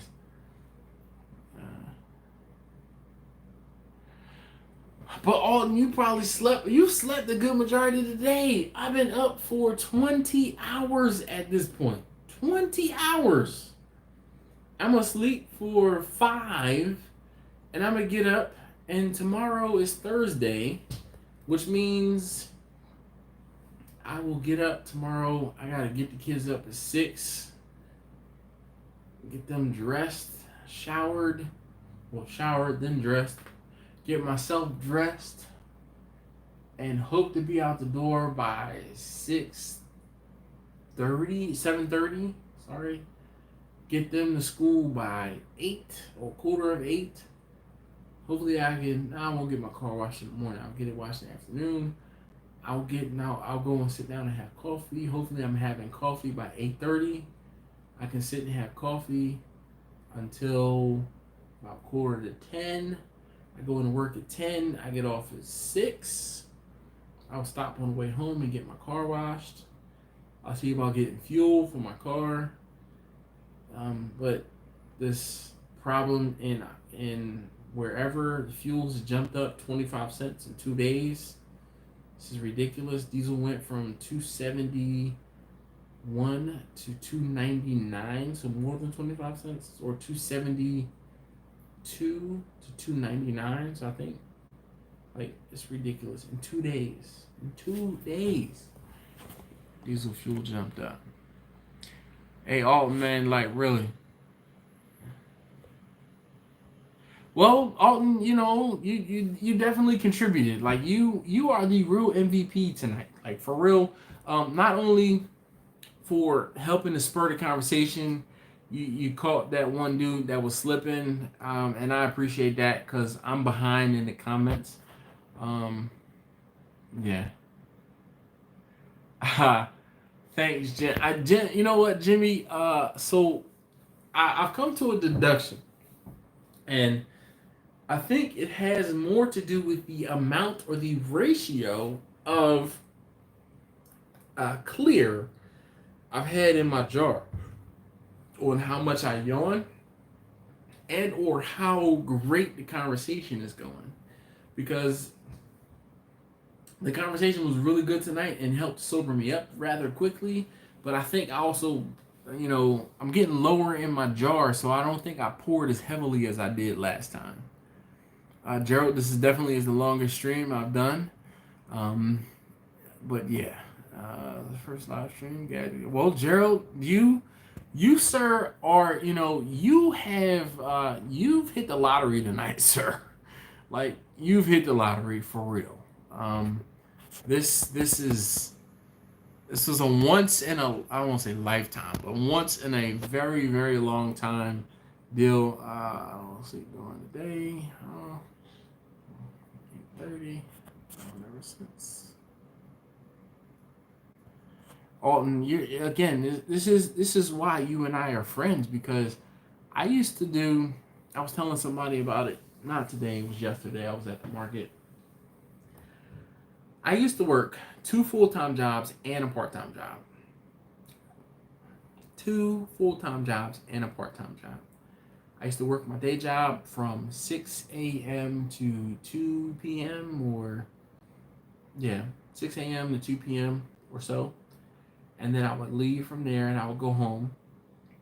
And when I would go home, I would try to take a nap. But now, mind you, I got to sleep on my overnight gig. But I worked from 10 to 6. And, statute of limitations is gone. So I used to work from 10 to 6. So I was supposed to be there from 10 to 6. But the other guy I work with, we had an agreement. He usually came in an hour late. I usually left an hour early. So I would get there at 10, and then I relieved someone who worked until 11. So he was there until 11. So I get there at 10, and that was the job where I used to do a lot of my YouTube stuff back in the day. So when I got in there, sat down at 10, he was on the console because I worked at a network operations center, or worked in a network operations center. And so I used to work on my YouTube stuff from like 10 to maybe about midnight. And then after midnight, I was out. And I would sleep from midnight till 4:30, 5 o'clock in the morning. And now, mind you, during the night, I would kind of peek my head up and just look. All right, no red, no red. All right. Okay. No red, no red. All right. I wake up every 2 hours or so, and we would check. And the whole thing was because it was a credit card processor. Usually, if you know, the something hit the fan, they were calling, and every now and again we would get calls, or I would get calls, and so the way we worked it out was the other guy I worked with, he sat on the con 3 days a week, and I sat on the con the main console, 2 days a week.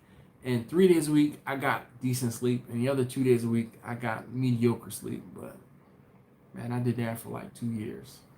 And then the part-time job was when I was teaching computer stuff, or while I was at some point while I was teaching computer stuff.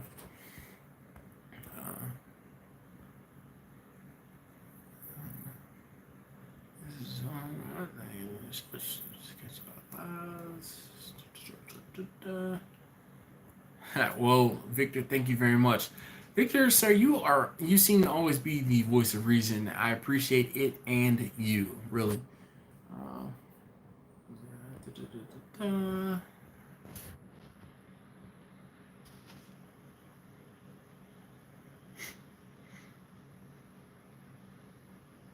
So Jay, you know what's crazy?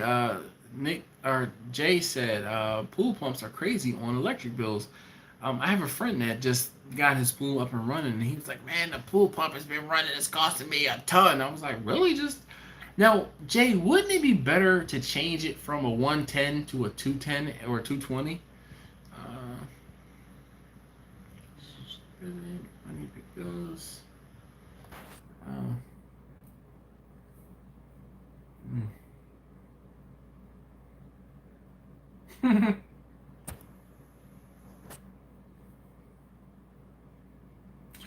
Dog, no beard braiding because I just got this thing cut and it's like perfect right now. You know how well, I don't.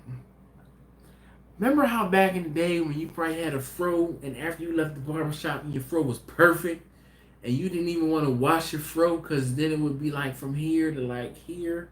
That's kind of how it is with the beard right now. I'm not braiding it up. I'm not doing anything crazy. Uh, Alton, yo, I think I've told you thank you before, but Bank Heist, seriously, good looking. Um, I thoroughly enjoyed all 3 seasons of that and was mad when it was over. And I know I'm about to open up a can of worms because you're gonna be like, because you got to be up all night, and I'm about to go to bed. So we can talk about it later at another date, at another time. But you recommended that show on Netflix, and I just want to say thanks. Dr. Professor, Ocean's 11, 12, 13, 15, 19, 20 to a whole nother level. And the best part, he got the girl. Like, he got the girl. He didn't get the best girl on the show, but he got the girl. No, I haven't watched the Mayans. I'm going like this right now.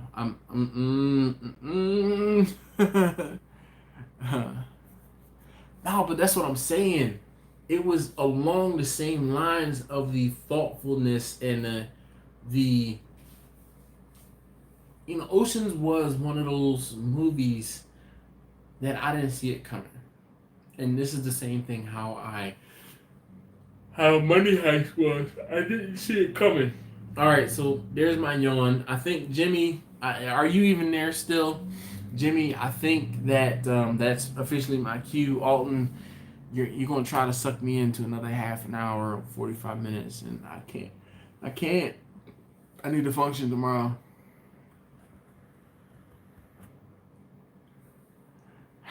Yeah.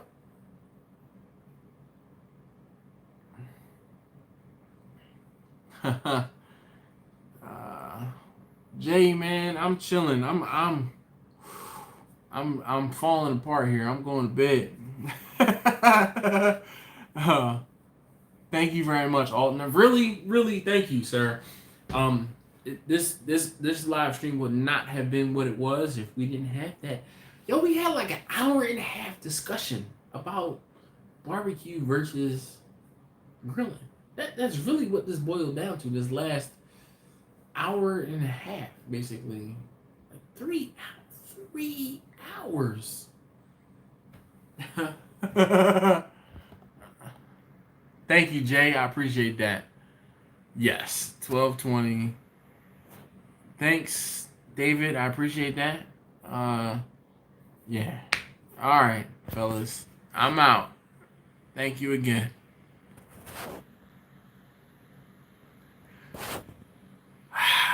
Alton, I'm leaving. All right? I'm leaving. I'm not doing the... Well, that's what's up, David. I guess you sitting right there with Jay. Y'all have at it. Have fun. Take 2 for me. All right? Thank you, Handyman. Wow, Handyman, you've been up for a while, too. Thanks, Jeff. Appreciate you being here. I'm leaving for real this time. No matter what Alton says, I'm gone.